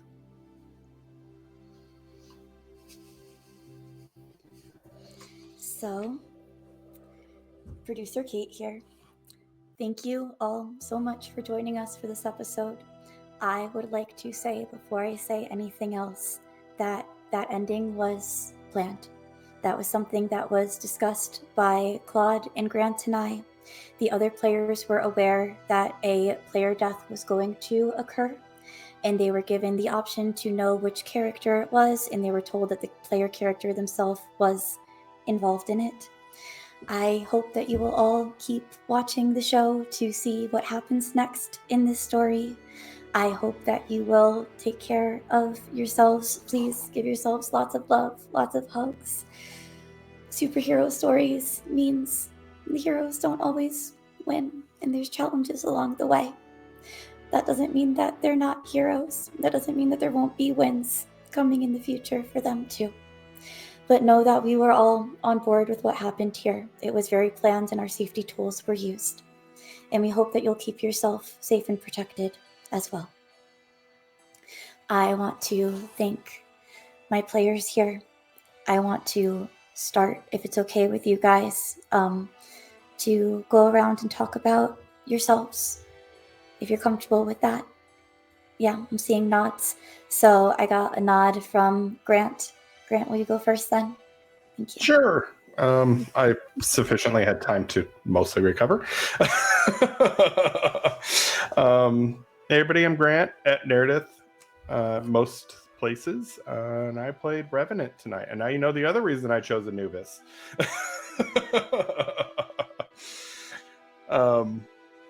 Yeah, feel free to chat up with me on any of the social medias. I'm a huge nerd, love all the geeky stuff and gaming and all that lovely stuff. Yeah, thanks for joining us. It was emotional, but it was fun. I agree with that. I also saw a nod from Natasha. Natasha, are you ready to go? Sure. Thank you. My name is Natasha. I've been Tally in this game, who didn't really do much in the way of helping with anything. She was just really enjoying a party. But you can find me everywhere on the internet at Natasha B Cosplays, including here next week. Playing Yeah. some more something lighter. Yeah. Oh, we'll get to that. We'll get to what's coming on the channel coming up. Yudi, are you comfortable going now? Yeah. Hello, everyone. My name is Yuri. That is Y-U-R-I, pronouns she, they. I played Quill, aka Quillekikiokalee, pronouns they, any. You can go ahead and find me at Yuri and the Beast absolutely everywhere on the interwebs. Thank you. Jackie, are you ready to go? Yeah. Hi. I'm Jackie, and my pronouns are he, him. I played Gabe, aka Mecha Ochre, whose pronouns are also he, him. Would be wonderful if you would go listen to my music on wherever you get your music streamed. Search for the 629s, the number 629S, and I hope you enjoy what my band has done. Thank you. I'm loving the music that you're making for us as well for this show. It's wonderful. Shannon, are you ready? Absolutely. Yep, I'm Shannon. I played Raven tonight, aka the bestie of our dearly departed. I just want to say thank you to this cast and to Kate for this space and making this such a wonderful place to tell stories. It is so appreciated. And as someone who is always on a healing journey, this was healing for me too. So I appreciate that. You can find me all over the internet. I'm over here. You can find me here again on Saturday, playing something chaotic, and that'll be fun. And then you can also find me on Sanguine's Scourge, where I'm a little chaotic over there too. I guess I'm sensing a theme. So yeah, and you can find me in my link. And if you're going to PAX U, say hi when you see me, because I'll be excited. Thank you. Hi, Claude. You ready? Yeah, you gotta unmute. Yeah. Yeah, I gotta unmute to do the thing. Yeah, so I have been your game master for today. You can find me at Curly Insane Guy on Threads, on TikTok, on Instagram. Also, I will be streaming tomorrow some Dispatch on my Twitch here. So come check it out, come hang out. It'll be a more fun time. But thank you all, and appreciate you players and those of you watching. Also, Claude is on Start Playing, so if you like, Claude is on Start Playing. If you want, if you want this kind of stuff to happen to you. And I am Kate, aka Kate the Great Cosplays, and I played Marley, aka Tracker, tonight. You can find me online as Kate the Great Cosplays. You can find me in person at PAX Unplugged as well. You can also find me here, the producer of the channel, to talk about the shows that we have coming up. And while I do that, if you are in our Twitch chat and you have not already, go ahead and type !enter to win our giveaway from Green Modine Publishing for PDFs of Mutants and Masterminds, the game that we are playing here tonight. Thank you so much, Green Modine, for sponsoring our show. And thank you to Soundcraft as well for the music that we play. And thank you to Rosie for running tech tonight. That was incredibly, incredibly helpful. Thank you, thank you, thank you. what else you can find on the channel. So as people have said, we do have some more lighthearted chaos coming up. This Saturday, we return to our Pride of Monsters group. That is November 1st at 7:30 p.m. Eastern Time. The Pride of Monsters team was seen during Pride Month. It is another Mutants and Masterminds game with many of us here, all clear cast, run by Alex from Untold Stories Project and Green Onion Publishing. That will be definitely more chaos than this one was. And then we have the finale of Sanguine Scourge, our Vampire the Masquerade series, told between a Camarilla and Anarch coterie. And the dates for that, Thursday, November 6th and Friday, November 7th. That is the season 1 finale. And then season 2 will pick up again in January of 2026. The best place to keep up to date with everything that we do is our Discord community and our social media.